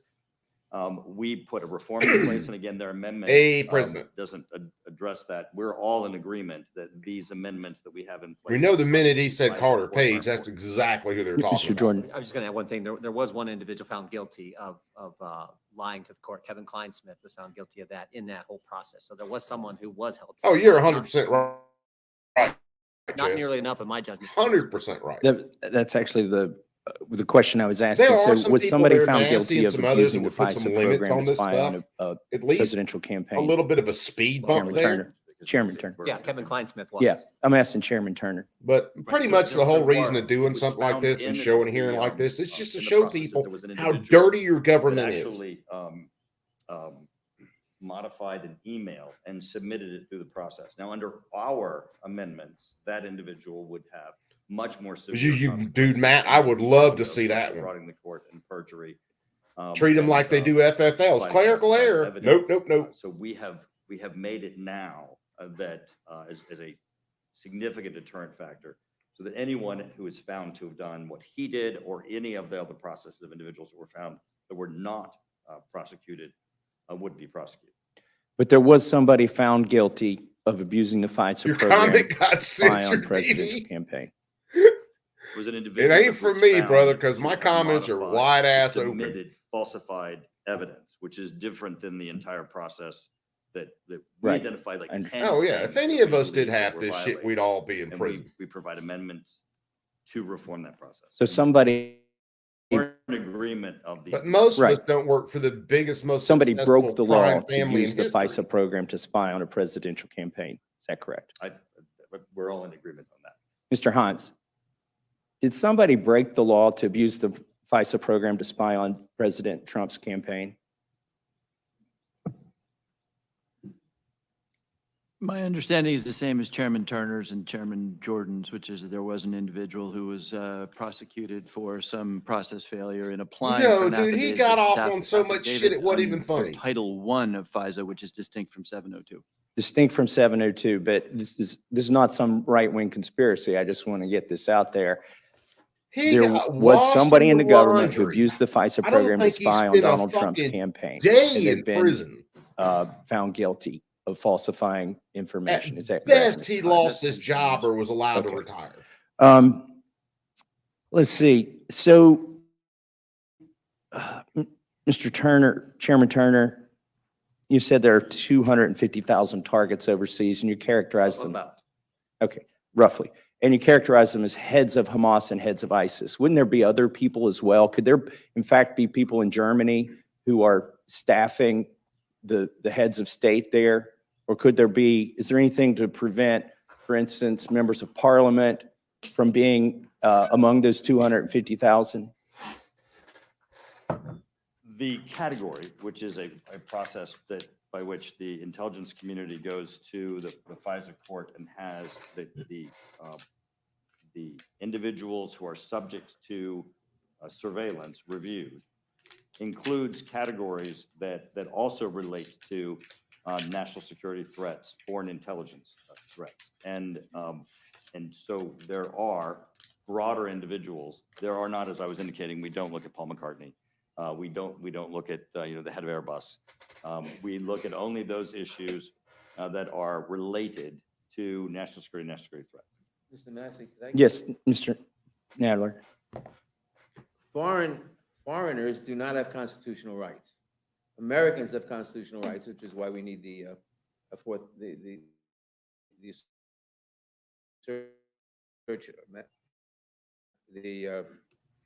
search amendment. See, Nadler's there because he knows Community thinks groups that a member of parliament are being or supported from a groups staff overseas. member of the German chancellor That's Nadler's is end of this. spying for Putin or the Chinese communists, they can certainly surveil that person. And they may find that it's true or it may not. They can surveil anybody who is not an American citizen without, under FISA. There's nothing to stop them and there's no reason they should be stopped. Mr. Turner, so let me ask this again. Could a member of parliament in Germany or one of the executive branch bureaucrats in Germany be targeted under the FISA 702 program? Absolutely. Yeah, Mr. Himes. Let me just make this point because it hasn't come out. The roughly 250,000 foreign targets must fall into one of several categories. They are counterproliferation, counterterrorism, foreign intelligence activities. If Just have an a social individual media doesn't fall post that into the that category of intelligence service suspicion, they don't could like. not be added to the target list. So it's important that we understand that there is a filter that targets must pass through that indicates that they may be involved, they might be a foreign intelligence officer involving in proliferation or terrorism in order to get on that target list. So no, the government can't simply pick a minister of parliament in the UK or in Germany and put them on the list without a justification. They in one of those find categories. one social media post They've got don't like, or 250,000 they people. misconstrue. I just find it hard to Bet your believe ass there's that they're on many that heads of list. Hamas and heads of ISIS. Could a business person end up on this list for traveling to, let's say, Russia to work on some business deals in Moscow? Well, to be clear, Mr. Massey, between Russia, China, Iran, North Korea, you probably have hundreds of thousands of intelligence officers who would be legitimate targets under the Foreign Officer of an Intelligence Service. A business person, just to answer your question, could only be put on the target list if they were suspected of being involved in terrorism, proliferation, or a foreign Why was intelligence Carter officer. Page there then? Go ahead, Chairman So, Turner. one of the things that's difficult. Considering the all of these intelligence discussions agencies is that, knew obviously there are he was a working number of for our different intelligence programs and intelligence gathering arms of the United States government. We're dealing with 702. 702 is foreigners located abroad, of which there's national security interest. What you just described, for example, right now, Russia is subject to sanctions. And if there is an individual who is an American who is currently violating those sanctions, they could be subject to being caught up in surveillance of that Russian that they're doing business with because they're Remember, a violating lot the of this law. is That's just not- the that's dirty not shit that the 702. government's been caught We doing. don't do sanction enforcement under 702. So let's say, I'm just pick a name, Mary Catherine sends 10,000 emails. She's an American, never been abroad, always lived in the United States. She sends 10,000 emails in a year, 2,000, makes 2,000 phone calls, 5,000 texts, 500 direct messages on her Well, social PV, I do media believe it falls on the platform. or worse end of that And scale. let's say 0.1% of those are caught up in the FISA 702 program. Why wouldn't you And need yeah, a Jess, you're warrant 100% right. to These go people after think those they're emails that are in the FISA program that were ostensibly collected in pursuit of a They foreign think they agent? know what Why does intelligence Mary is. Catherine only have protection over some of her communications? Well, it's the same as if you and I communicate. I mean, if I send an email to you and it's then in your data, it's not my data. But what's the principle that requires you to get a warrant to search, all of that stuff, but not some of that stuff? Well, again, it's not that stuff. It's because we're not searching Mary Catherine. If to search Mary's material, you would need a warrant, and you would need a warrant based upon probable cause. And that is, as I was saying to the ranking member, current law. Now, for those that she sends to individuals that are subject to surveillance, if she sends one to Vladimir Putin and it ends up in Vladimir Putin's data, again, I send an email to you, I'm in your data, that's no longer my data. You don't need It's a funny warrant. game You're they looking at play Vladimir right there, Putin's ain't it? Just because Mary sent an email to Vladimir Putin. Now, if you Because what wanted he's to really go look at saying in there Mary's is data some under foreign current entity, law, and there's been spam no farm, whatever, allegation could in email any you, 702 and all of a sudden their abuses data that is we're in your remedying data, here, and then they get to that search all Mary's your shit. data is searched without a warrant. It's Vladimir Putin's that's searched without a warrant, and if Mary's in there, then that's Vladimir's data, not Mary's. I like that you keep going back to Vladimir Putin and the heads of Hamas now that we've established that members of the German parliament or bureaucrats within the German government could be part of this. And my point is this: if Mary Catherine has 20,000 communications and she's a red-blooded American and 100 of them get swept up in your program, then why doesn't she get her constitutional rights for those 100? Why would you deprive her? I'm not saying they're going to Putin or the head of Hamas. Mary Catherine has no interest in communicating with Or in them. hopscotch. Somehow one of them goes to somebody in Germany that's on This is your the list fuck games they play that with our has no rights every day. constitutional rights. Why does she give up her constitutional rights just because she's communicating with somebody who has no constitutional rights? She hasn't surrendered her constitutional rights. Again, back to You're let's say surrendering her let's say constitutional rights let's under this say program. Let's say I email you, and let's say you're subject to a warrant, and they take your So phone. if I send and other Vladimir members of Putin Congress, feet pics, and my I lose all my email rights. is in your phone. They don't need a warrant. Good thing I separately lost to his read my email. email to you if they have a warrant for your phone. This is a probable cause warrant, which is what they were calling for. If your data is lawfully taken, then there's no requirement to look at my data in yours with a separate warrant. You don't have to get a separate warrant to look at everybody's information that's in somebody's data if you have a warrant to look at theirs. In this program. No, what if we are have saying the is you should ability have to get a warrant. If you survey, find and someone's data everyone there, in the you entire should have to country get a would want us warrant to, to Vladimir then go Putin, if further you email spying Vladimir on that Putin, person. You don't have constitutional protections of that email to Vladimir Putin. You do of all of your other emails. To go look in your data, you would have to have a probable cause warrant that shows that somehow you violated the laws. And by the way, there's no law that you violated in corresponding with Vladimir Putin.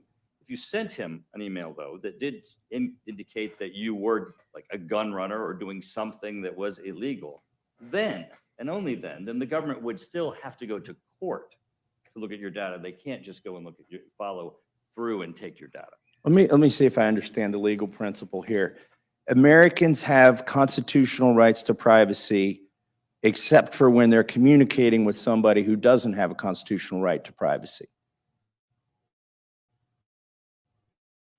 If they are communicating with foreigners located abroad for which that foreigner does not have constitutional rights, to their Absolutely, data, Fluff. do not apply the United States Constitution to foreigners located abroad. A small subset of foreigners located abroad, those which rise to the level of being a national security threat, we do spy on. The American public would want us to spy on individuals that are a threat to our country. If you communicate with one of those individuals, yes, your emails, your data that are in that individual, the head of ISIS, the head of Hamas, Vladimir Putin, regardless of what this law says, courts have ruled are not subject to any additional protection. Your data remains protected, but not those that you've communicated to a foreigner abroad. I think, yes, Mr. Ranking Member Nadler. Thank you. If a foreign, if you're communicating with a foreigner, and for some reason this foreigner is being surveilled by the United States, they will catch your communication. They know what you said. One, Presumably they're watching. already They know what you capturing said all of foreigner, it. they know what the foreigner said to you. Fine. But if they now want to look at, because you're communicating with Vladimir Putin, they suspect, even though all you said to him was happy birthday. Look at this. But since you communicated with him, they suspect that maybe you're up to no good. And they want to search all your communications. They need a warrant. You should need a warrant, and that's what our amendment says. Under current FISA law, you would not need a warrant. Under the bill in chief, you would not need a warrant, and that's why we are putting in a probable cause amendment, a probable cause warrant amendment, which we hope will be made in order. Mr. Matthews, if I could just. Go ahead. For one moment, it is not accurate. The current law, not this amendment, requires that if the government is going to go look at an American's data or information, that a probable cause warrant is required. It is not accurate to say the government can do so. And I'm going to read into the record their actual amendment, because their amendment does not say if they go to look at Americans' data. Their amendment says, except as provided in some paragraphs B and C, no officer or employee of the United States may conduct a query of information acquired under this section, 702, for the purposes of finding communications or information, the compelled productions of which will require a probable cause warrant. It's a warrant to look at Hamas, ISIS, Vladimir Putin. Current law requires, even if without this amendment, current law requires to look at your data, Mary's data, or anyone else, that they get a warrant. I wouldn't want anyone to think otherwise. These are queries of the 702 database, which is why Mr. Turner is incorrect. How big is the 702 database, Mr. Chairman Turner? I can't tell you, obviously, the extent of which the database is. It is the data of foreigners located abroad of which there are about 250,000 that are court supervised, that are identified as national security threats or national security intelligence targets as a result of the Trying to threats see and what I protection can to the United find this States. story. Is some of that data collected domestically because it goes through the U.S. servers? Mr. Hyman? Mr. Massey, if I may, the reason this program exists is because it is compelled process, that is to say, served to largely U.S. service providers. If we were simply pulling emails out of the air in a foreign country, no such process would be required. But because process is It's being back in served 2005. to email providers, text providers, et cetera, that's why this program exists. And it's hard to answer your question about size because for those roughly 250,000 targets, all of whom are foreigners, some could be very prolific with their emails and their texts. But it's important to bound the number of Americans who are Another like fun one.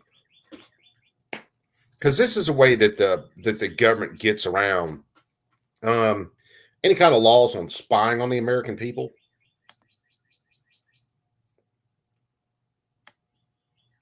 And this is going to be a quick kind of headline read.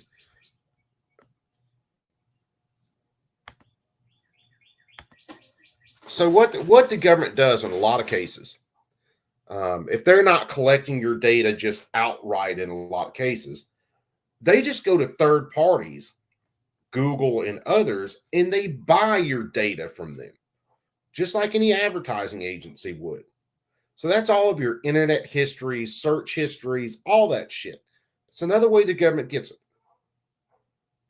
It's just another thing where they go in and they are in your fucking ass every single day. No warrants, no nothing. I would love to see how much of the government's budget goes towards buying Americans' data from third party agencies every year. I'd love to see those numbers.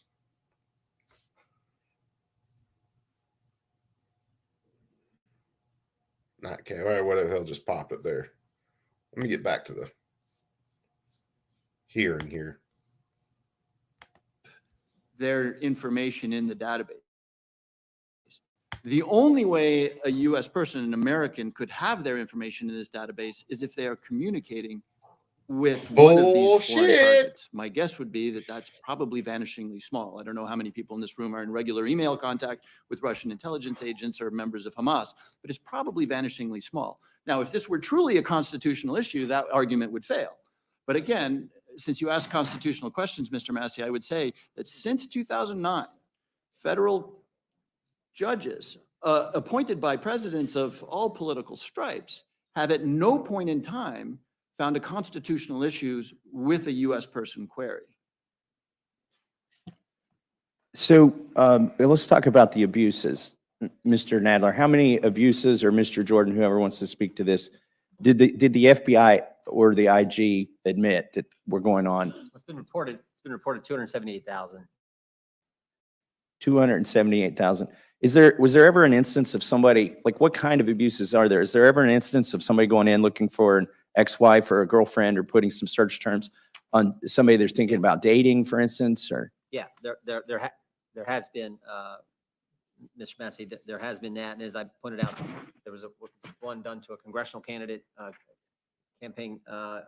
And of course, the best examples are, in the summer 2020, the people in the BLM protests and riots around the country, there was queries done there.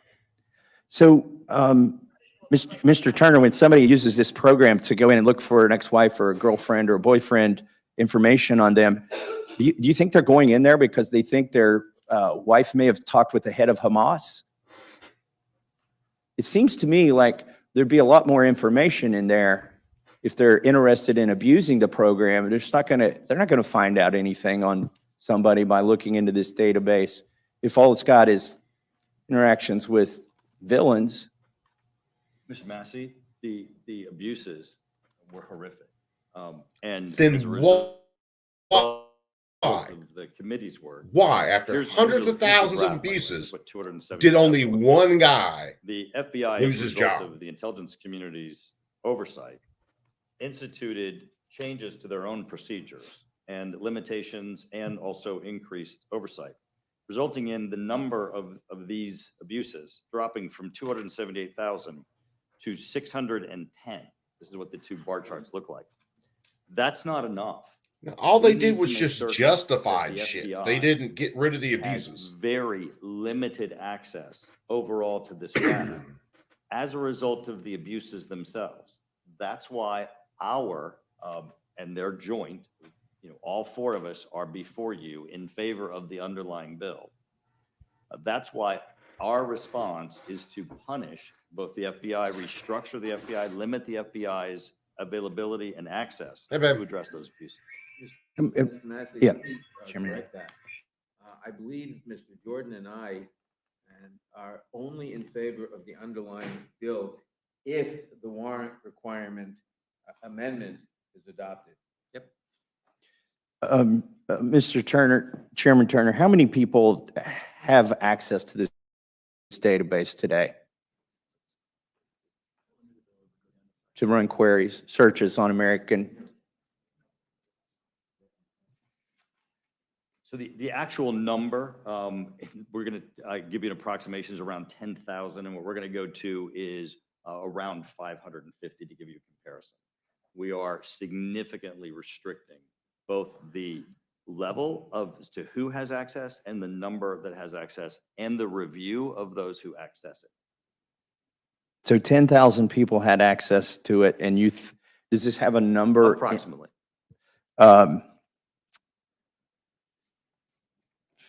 So explain to me how you think the intelligence community wants to use this program. Is it, because I think I heard this before, they said if let's say there was a protest here at the Capitol,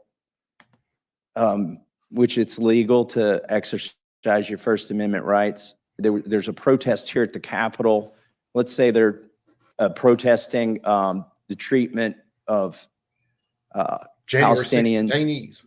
Would the Intel community use that, the fact that they showed up at a protest? Yes. Of that nature to go into this database and see if those people, as you said, took bomb making lessons and sent an email saying, thank you very much for the bomb making lesson? Well, those are two different things. I mean, if someone sends an email to Hamas or ISIS and says, thank you for the bomb making classes, and that email is found, to look further into that individual's data under the Constitution and Right, all that's not my requirements would question. require, that's what you We're said. getting, It no, would no, no, we're require a getting warrant. far away from my question. My question is, if somebody's protesting the treatment of Palestinians here at the Capitol, would that, That is not.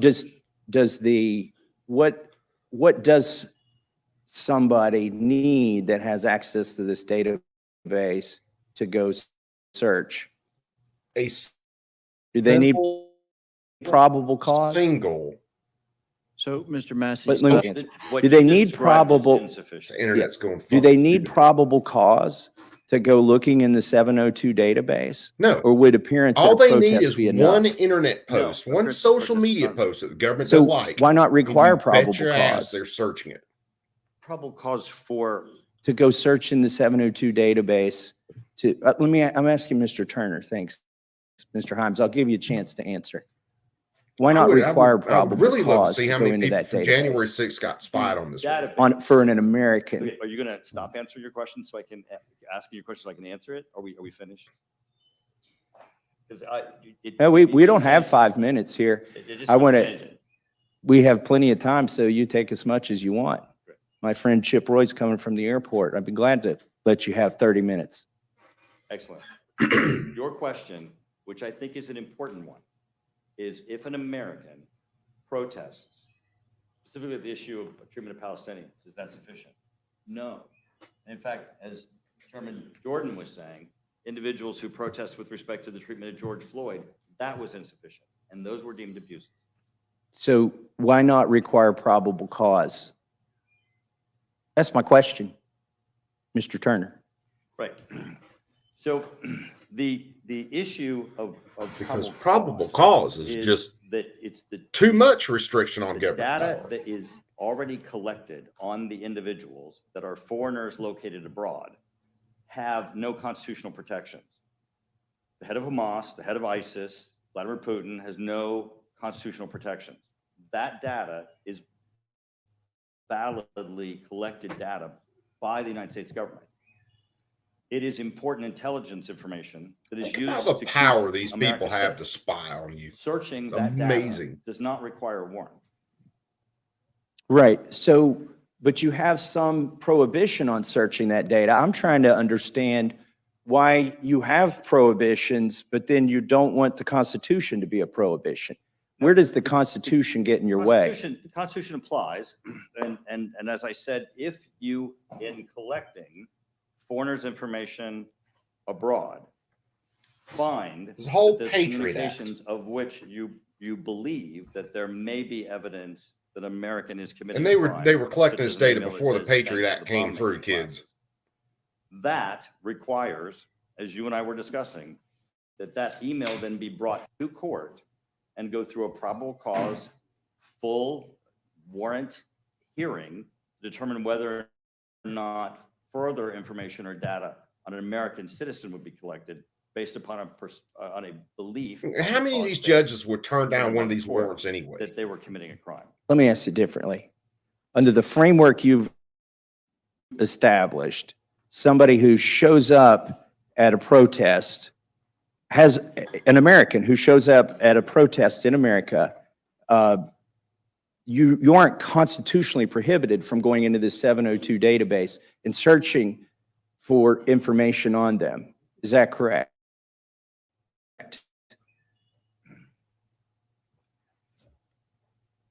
The 702 and FISA law is higher than the constitutional requirements. And in that law, we restrict the basis of searches and the basis of. Back to the point. Then why weren't people going to prison over all the abuses? It was previously established by Congress. Well, if 702 has stricter protocols than even the Constitution, then what's I the didn't- problem with using the Constitution in I this didn't say instance? stricter than the Constitution. You said higher requirements. The constitutional requirements on collecting data on foreigners abroad do not apply because they do not have constitutional rights.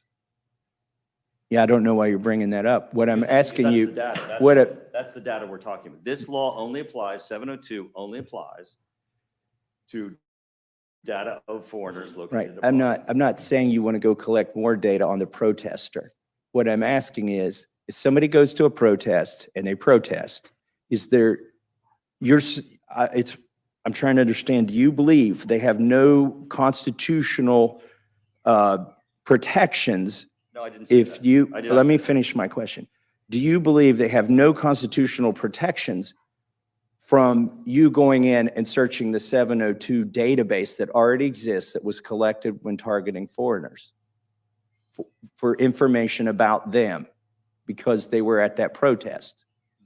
The reason why FISA exists is to restrict government in areas. Reason where why they're not FISA restricted, exists is which to is legalize the searching- government is- spying. Which is spying on foreigners located abroad. That's why this law exists. It exists so that we can restrict what the intelligence community's activities are. That's why we put it in place as Congress, well before I was here, well before you were here. We put it in place to govern and provide oversight of the intelligence community's collections of foreigners located abroad and to impose upon it a court review process that was not constitutionally required. And that is the FISA court. Well, I believe it enables, instead of just restricting, otherwise they wouldn't be so panicked that it's going to expire. These aren't a list of restrictions. These are a list of authorities. It is both. It has both the authorization and the restriction. Well, I'll ask you one more time, then I'll go to the other witnesses, and then maybe I'll come back to you. So do you believe that somebody who shows up at a protest here in the United States, American citizen, that they have constitutional protections that prevent members of the intelligence community from going into the previously collected 702 database and searching for their name? I believe that under the FISA Act in 702, and I think expressly provides provisions that it is impermissible information collected on foreigners abroad under this act for individuals who are protesting. And I agree with that outcome, which is why Chairman Jordan and myself both agree that it's an abuse, and it was found to be an abuse for individuals who are protesting George Floyd to have their information queried in the 702 database. So within that, Mr. Massey, you and I agree.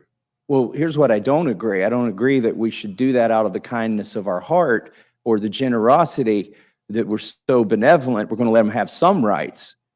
I believe that the Constitution requires, if you go express your First Amendment right, that doesn't put you on a list that then you could go be searched in some database, regardless of how it's collected. I don't care if it's collected with a Ouija board. Well, with the manner in which you just made that statement, I absolutely agree with you. So why not have a warrant requirement? If somebody shows up at a protest and a member of the intelligence community wants to search for that person in the 702 database, why not have a warrant requirement? And I'll let my ranking member answer as you indicate. That is an abuse. Under current law, that is a violation. You cannot just do a query based upon fact. So when that's happened, did anybody go to jail? That is exactly what our reforms. But if it's current law, why do you need to reform it? If it's an impermissible search, then why did no one go to prison over it? Before you said, and I began with, we're here because the intelligence community has abused this process, is to make it both more restrictive and so that there would be real teeth, including criminal prosecutions for people who violate. So why don't we just use the Constitution instead of coming up with a list that the Intel Committee tells you is a good list of things ways we should protect people? This program has already been before the courts and found to be a constitutional program because it is about collecting foreigners' data abroad. Because Mr. these Jordan. judges play I games think with you've our hit on it, rights. Mr. Massey. We know U.S. person queries are happening. We know that process, Mr. Himes used it several times, that term itself. And so U.S. persons are We've being already searched. seen the We know caliber it of was abused judge that Joe Biden put on the 278,000 federal benches. times.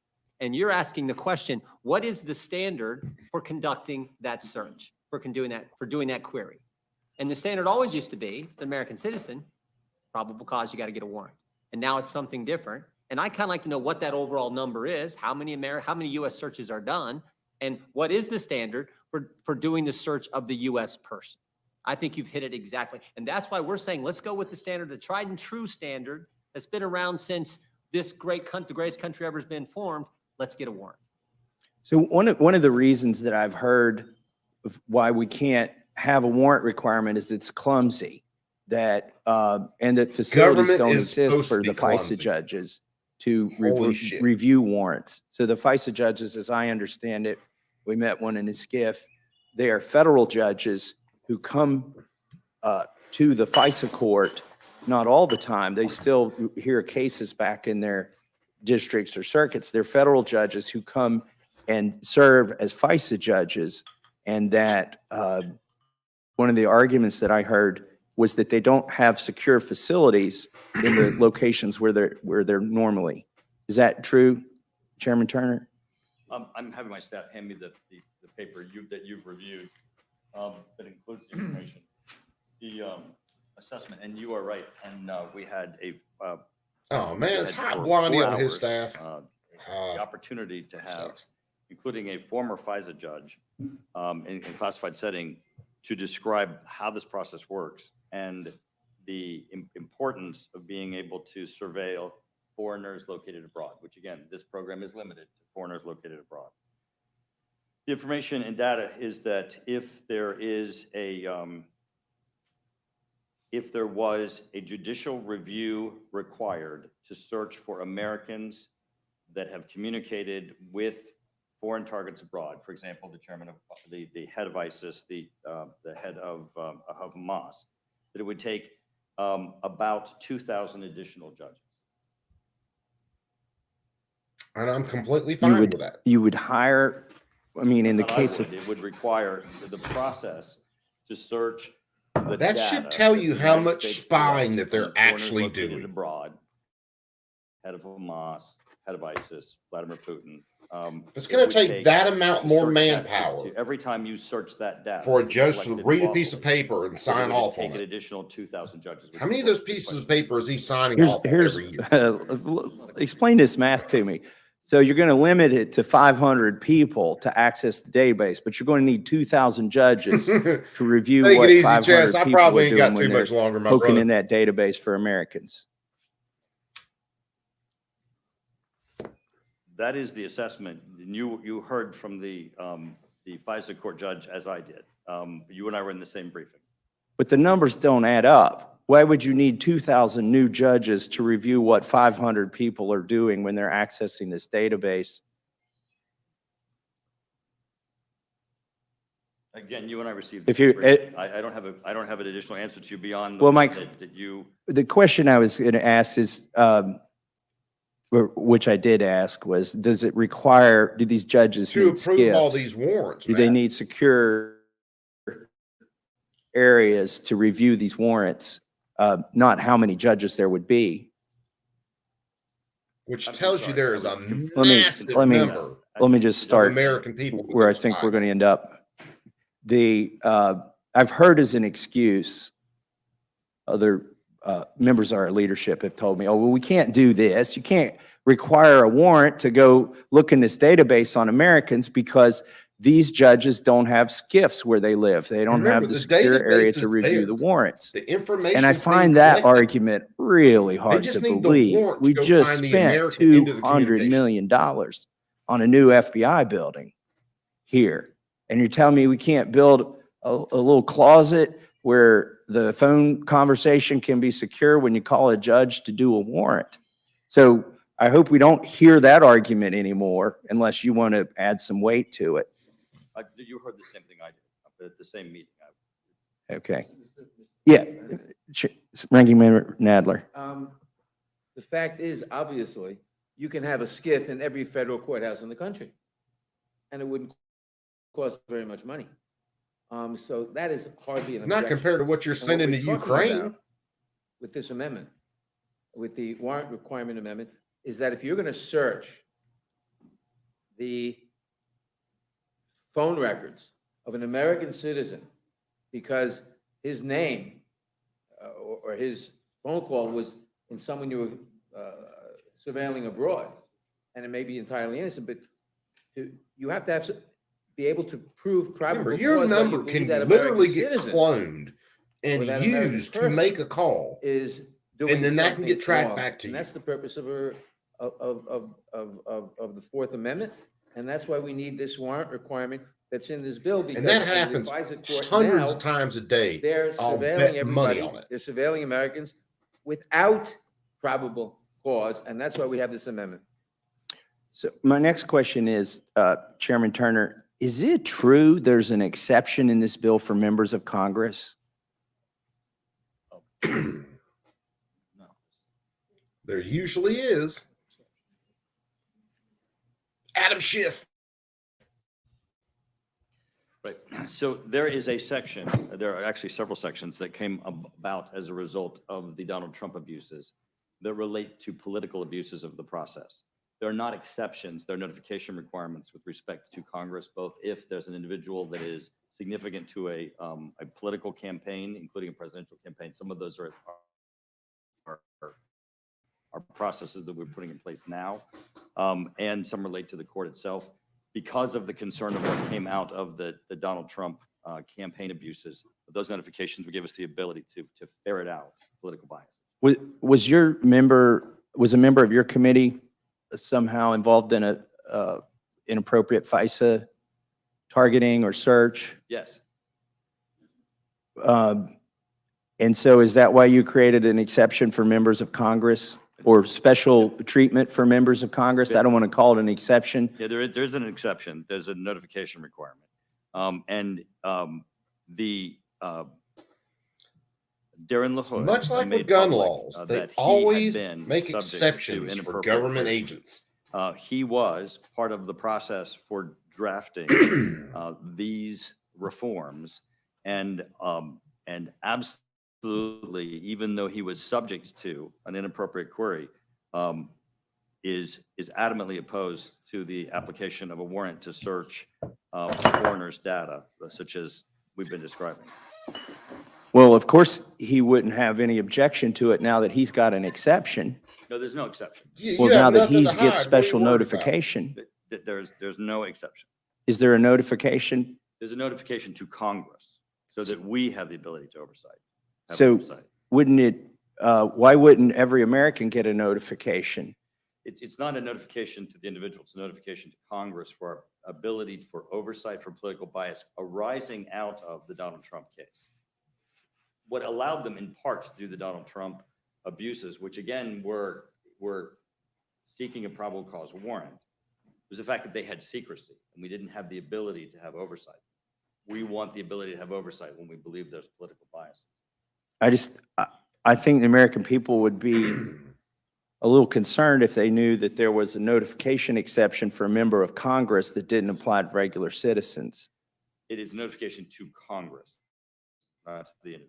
Yes. Well, why not notify you if And if you want, somebody's if running you for school wanna board spy on and they're Coop being stuff, searched? There, maybe get a actually, warrant at least and define have to it, 'cause notify we're in this. Congress. There How about are that? provisions that are currently going into effect this year that relate to political candidates, also all coming out of the ability to try to prevent the type of abuses that we saw in the Donald Trump campaign, because absolutely we saw the worst of the intelligence community, and I think the worst of the FBI. And it is absolutely imperative in these reforms that we make certain that we reform them so that can never happen again. And that's what we're doing in the FISA court. Well, I'm glad it's happening only for protecting presidential the political candidates. class. Does the campaign get notified? We do not have a requirement for the campaign to be notified. We have a requirement for Congress to be able to have the oversight as to what they're doing. So as long as the campaign stays on the good side of Congress, they might be okay. It is bipartisan notification. So if both To every sides member are of Eiffel Congress, Towering you, it's okay. will I be notified? It depends This is on where what you your get to role my is. just You're raw a judiciary. reactions on some of this stuff. So Very I well get a could little be rough. in a role where you are notified. Will I be? I don't know. I don't know how Judiciary Committee is going to be handling those notifications. Will every member of Congress be notified? No, every member of Congress will not. So it'll be like a few chairmen that get to know if a presidential campaign's being spied on? Well, and that's not in this law. That's under current law. Under current law, there are increased notification requirements and limitations as to what they're able to do. Under this law, which absolutely needs to be passed, we have massive reforms that would prevent them to be able to do the abuses of Donald Trump in the FISA court. Okay, I started asking about the member of Congress and you went to Donald Trump. I want to go back to the member of Congress. He looks like Who it, man. gets notified? First of all, I take objection with the fact that members of Congress get treated specially in this law over regular citizens. I think we all What about deserve cop protection getting treated under the Constitution. So I think under gun law? I find it really interesting. We've carved out an That's exemption involved. for members of Congress, but I'm supposed to be comforted by the fact that just a few chairmen will find out. Is that true? Like who gets, if a member of Congress is targeted Chronic label peeler. under FISA, who gets notified?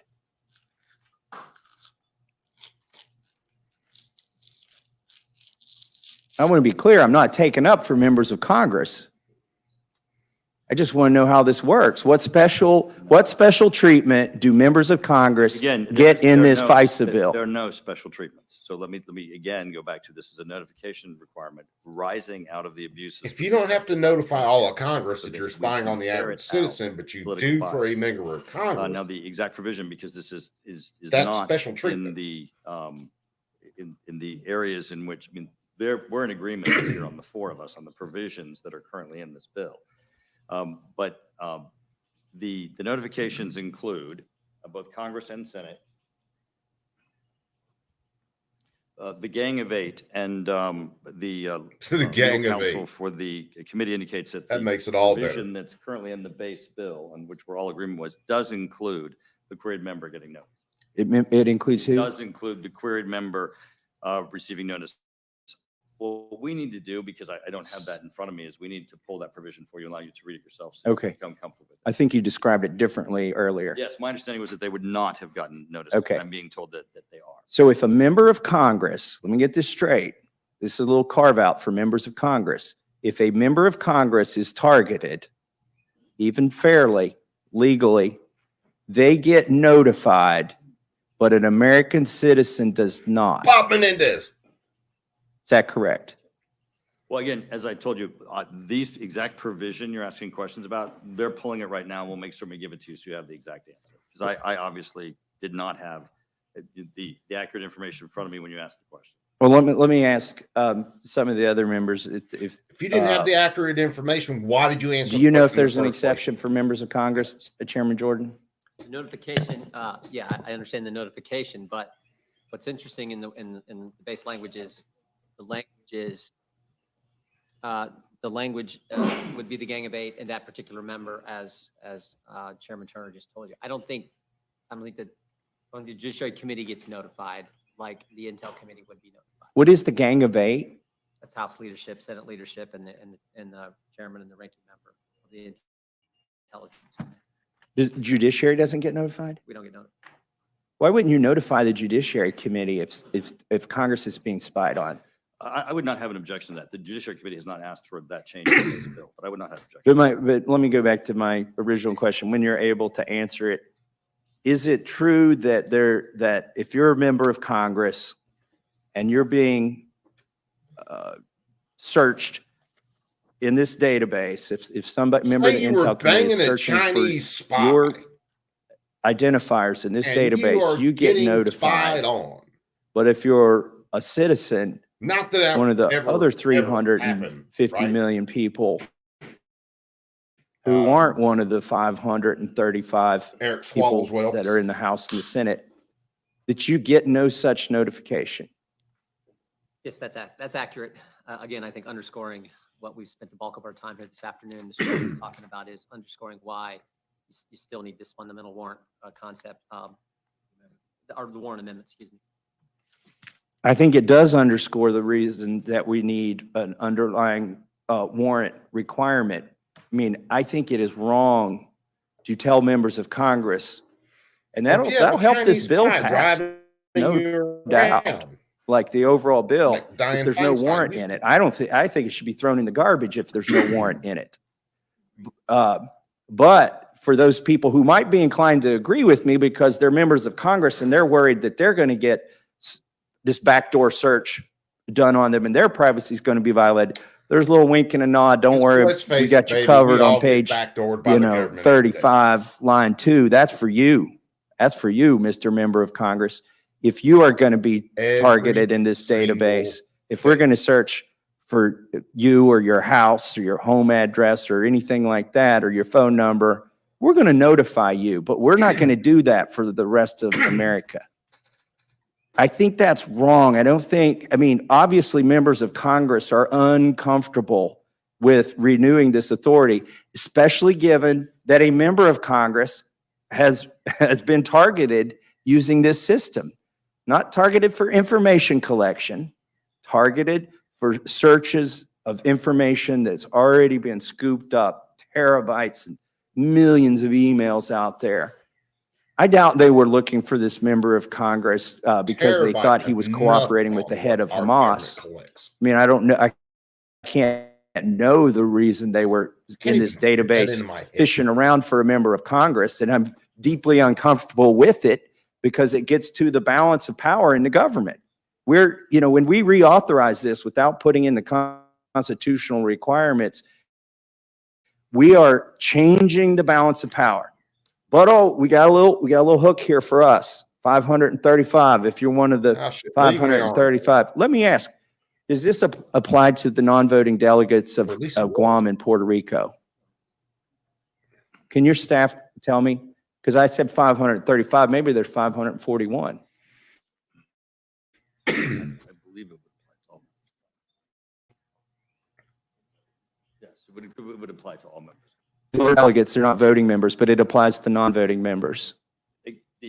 The intent, again, is an assumption that it is a politically motivated search. Someone refresh my mind. What do we talk about with intentions? Clearly found in the FBI and have been incredibly troubled.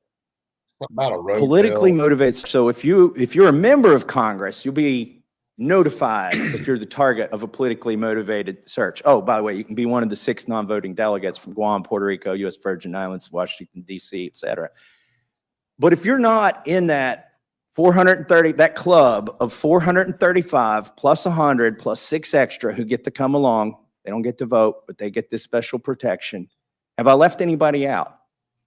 Presidential candidates get protected. Do they get notified?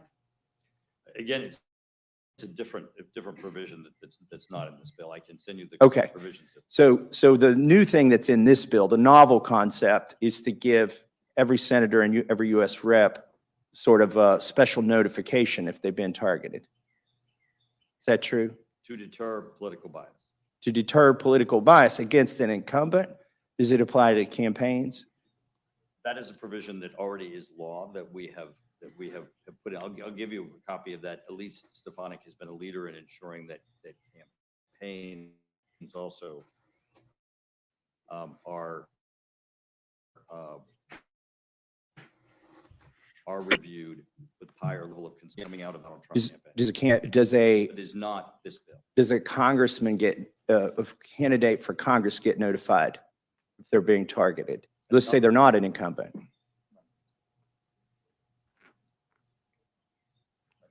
Again, you're using the term targeted, and people aren't targeted. Use Unless whatever they're a term you foreigner. want, and then I'll ask the How is it question not again. targeted? Unless they're a foreigner located abroad, those are the ones that are targeted. But yes, this provision does relate to the issue of the political bias and attempting to eliminate. Realize how many with the Donald Trump foreign campaign, groups of political bias and what and we just saw, of people course, in other the countries the will searches that donate related to other political members of Congress campaigns that in the appear to United have been States politically biased. because in a lot of cases So a they member do of wanna Congress see gets notified certain if politician in they're the United States get being elected. queried in this They database. can do that. Does somebody who's running for Congress get notified? And these PACs Not will under take this that money, maybe through a third Well, isn't party, that but they'll special? take that money. Now, if you're an incumbent, you get protection.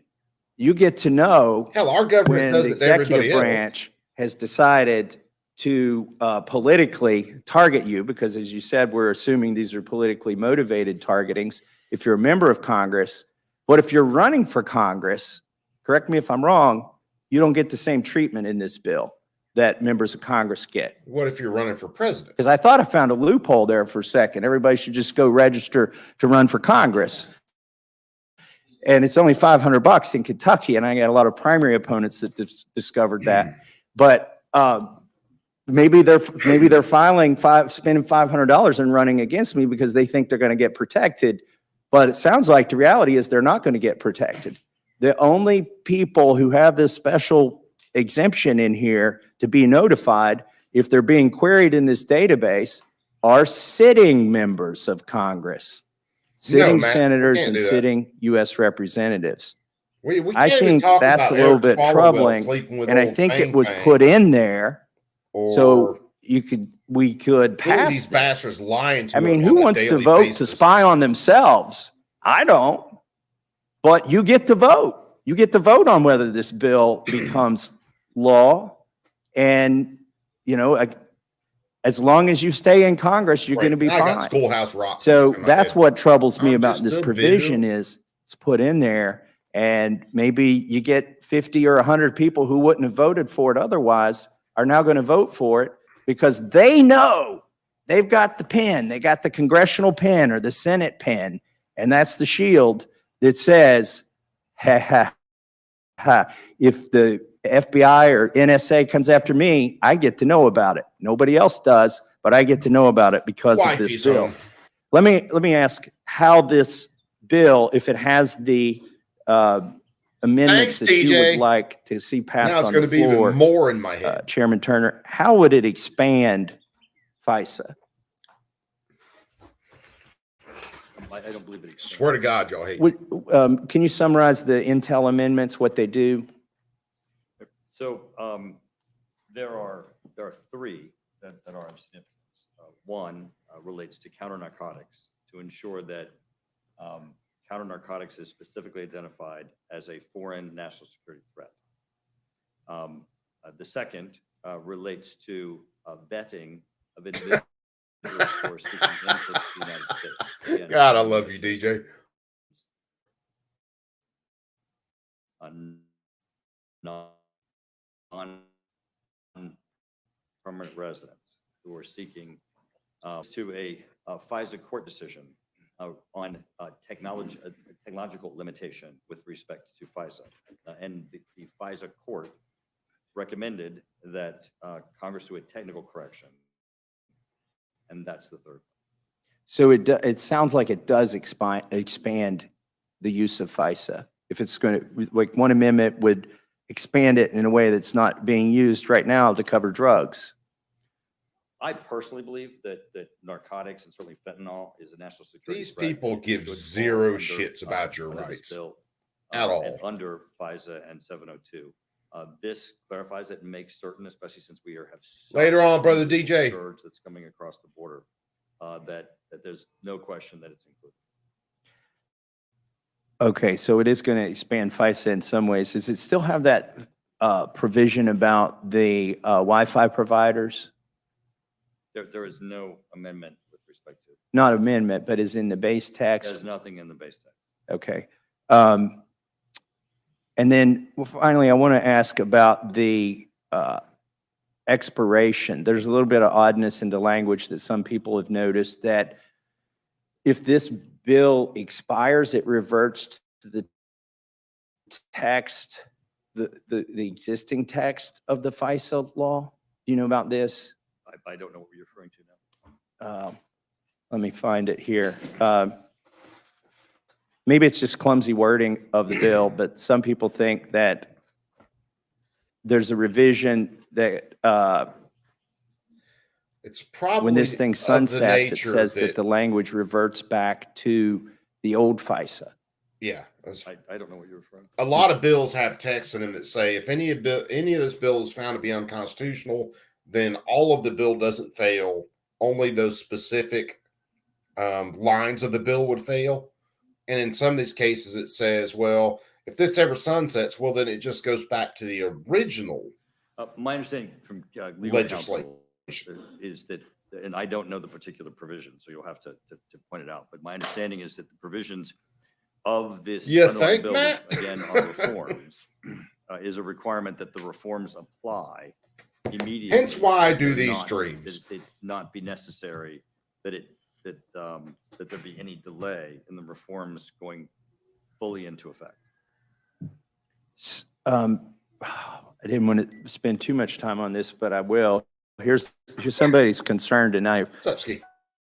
I don't know if it's just clumsy wording or Chairman Jordan, do you want to speak on this? No, I've heard about this. I don't We know got if our it's homework clumsy done? wording or if it does what some people are alleging. What I do know is wasn't in the, my understanding is that language not in the bill that we passed out of our committee. Neither was the language you just spent several minutes Okay. talking with the chairman on relative to the notification for congressional, for members of Congress who are being queried. So those So howdy, everybody. elements weren't part of the bill that came out. Oh, now you're gonna run. As you would know, as See, what's up, my of brother? our committee. Yes, Mr. Himes. There has been. Yeah, some I ain't gonna be on too much longer. Wife and confusion. kiddos just got It's a little home, so. ambiguous, But this entire program, the entire FISA program, including the reforms, expire after 5 years post passage. Okay. But there is some language in there that says the reforms expire concurrent. I mean, I don't know why it's in there. I think I know why it's in there, and I'll ask you all, but I'm hoping somebody will volunteer why this odd wording is in there that on the sunset date, Section 702 will revert back to the way it looked before this bill passes, if it should pass. Why would that be in the bill? Maybe staff can explain it. to you. Because you jokers love to write bills where your power never expires. That's why. With our bill. I kind of know where Massey's getting at, but damn, dude, come on, come out and say it. You people never love to give power up. That's why. My understanding is that it's because it's part of the renewal package. It's just one package. And that, but our intention in the language is that these go into effect immediately, so there be no delay. I know we've had a discussion about this, Mr. Massey, when we were in the meeting, that there is a FISA court approval of the FISA surveillance package, and we want to ensure that this is part of the renewal and that they go into effect. Okay, so we can put to bed the rumors that this is to create some permanent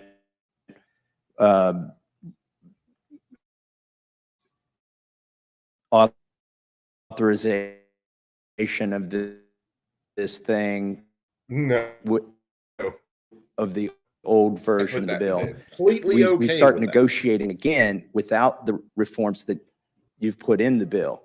Here we go, my retarded ass I internet. mean, I don't, My intention would be if we find that there's violations, that we do additional reforms. I think that 702 is going to be a continuous process. I think the package of reforms that we have is a really good one, because we found real and absolute abuses. You I mean, gotta wait till they call out the intelligence numbers. community cannot, and specifically Illegal. FBI, cannot be allowed Take your mama. to continue the manner in which they are without these reforms, because these abuses ignore the intention of Congress. can you resolve one thing for me? One of your amendments you've mentioned is to deal with counter narcotics like fentanyl. But you also, in the text of the bill, you say you're banning searches for evidence of a crime. How would you stop drugs? Like if the bill simultaneously says you can't use FISA 702 to stop a crime or search for a crime, why would you roll counter narcotics into this, or drugs? Isn't that a crime? Yeah, Ranking Member. Barnaby, what's Matthew, up, I my brother? described earlier that in order to become a target. This stuff all comes down to, man, they could RICO any of us. An individual must fall into one of these buckets, and I named counter proliferation, counterterrorism, foreign intelligence officer. This would add an additional bucket. So it would only allow for the putting on of the target list of Mexican cartel members, Golden Triangle operators, that sort of thing. So again, this would be purely an additional bucket in which non-US targets could be added to this. It's gonna look like a I woolly got it. mammoth. That makes sense to me. So it would expand the use of the program overseas or outside of our borders to include counter narcotics in addition to much. terrorism and money When you laundering. go It would fishing and you're expand throwing the bass number of lures, targets who would be subject Just to saying. 702 collection. catch bass. So then we might also expand the use case, though. If somebody in the United States buys marijuana from one of these people and they show up in the database,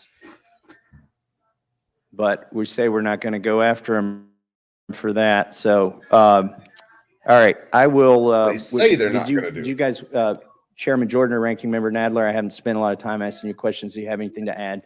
No, I would just say, just the expansion is just that, it's an expansion, and when you're expanding who you're gonna surveil outside the United States, you're inevitably gonna pick up a bunch more Americans, and then there's gonna be additional US person queries on those, all again underscoring why it's important to have a warrant. One of the amendments proposed by the Intel Committee proposes that the 702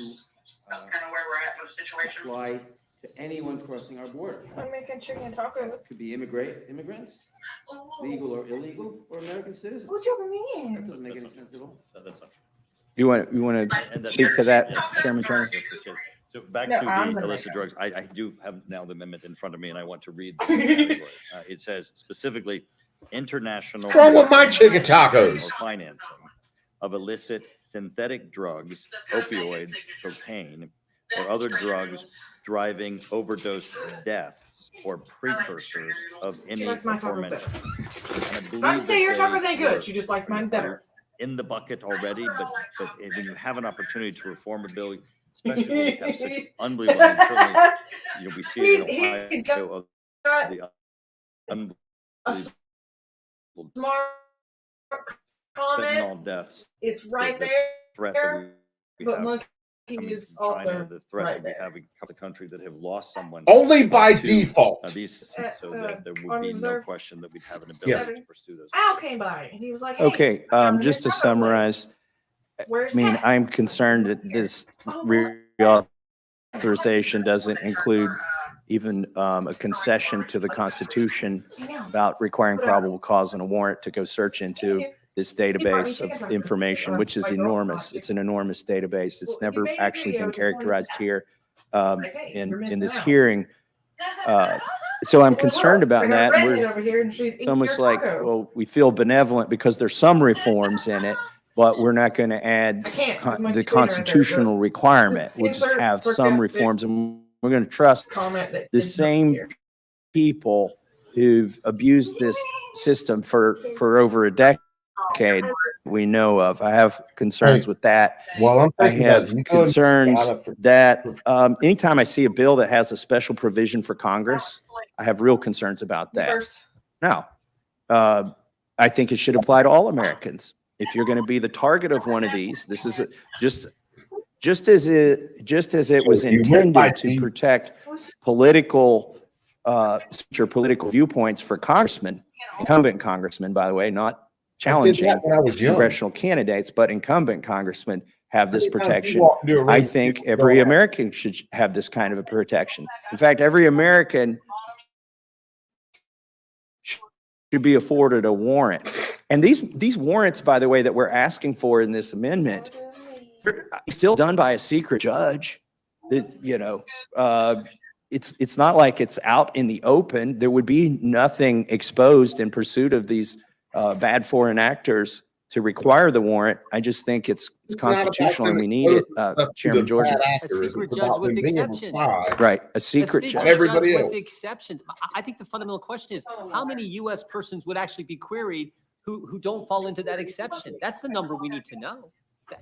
No one knows what. I mean, maybe our colleagues know, but we certainly don't. That's the fundamental question. So I think for this bill to be worth passing on the floor of the House, it needs to have the constitutional protection that it lacks, but that it could have if we have this amendment. And so I would urge making the amendment for the warrant in order so that we can all vote on this. And I go back to the chair. Thank you very much. Gentlelady from Pennsylvania, recognize. Question. Amendments that are supposed to address some of the FISA violations and abuses that were pointed out by the Inspector General. You've mentioned them. Is that correct that these reforms? Oh, goodness, you just, I could just. So, yeah, I'll tell you guys what. I'm going to end this one here. Wife's home, kids home. I'm going to see about trying to help cook some dinner and stuff. But, yeah. In case anybody wasn't informed already that our government gives zero shits about your rights, that's kind of what tonight fell into.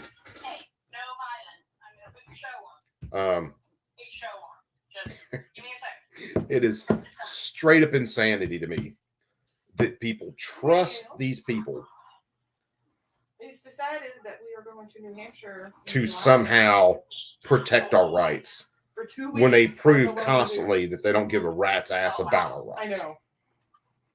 And they keep getting voted in, keep getting voted in, keep getting voted in.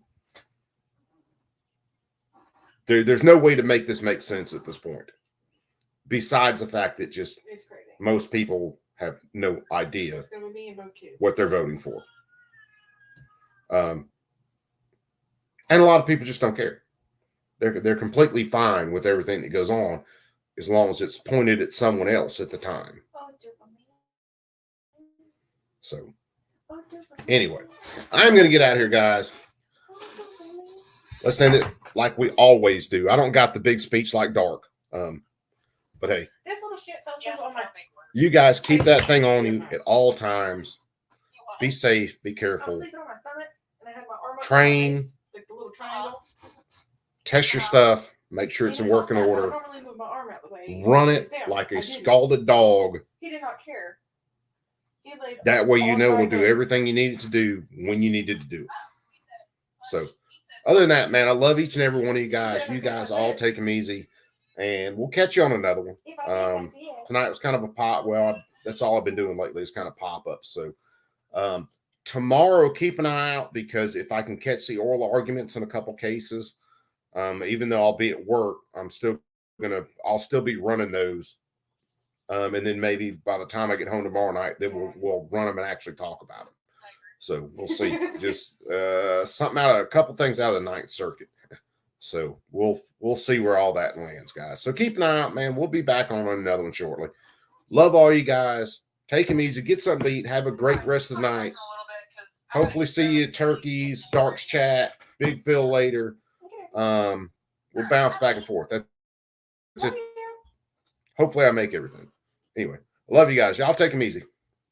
I am out.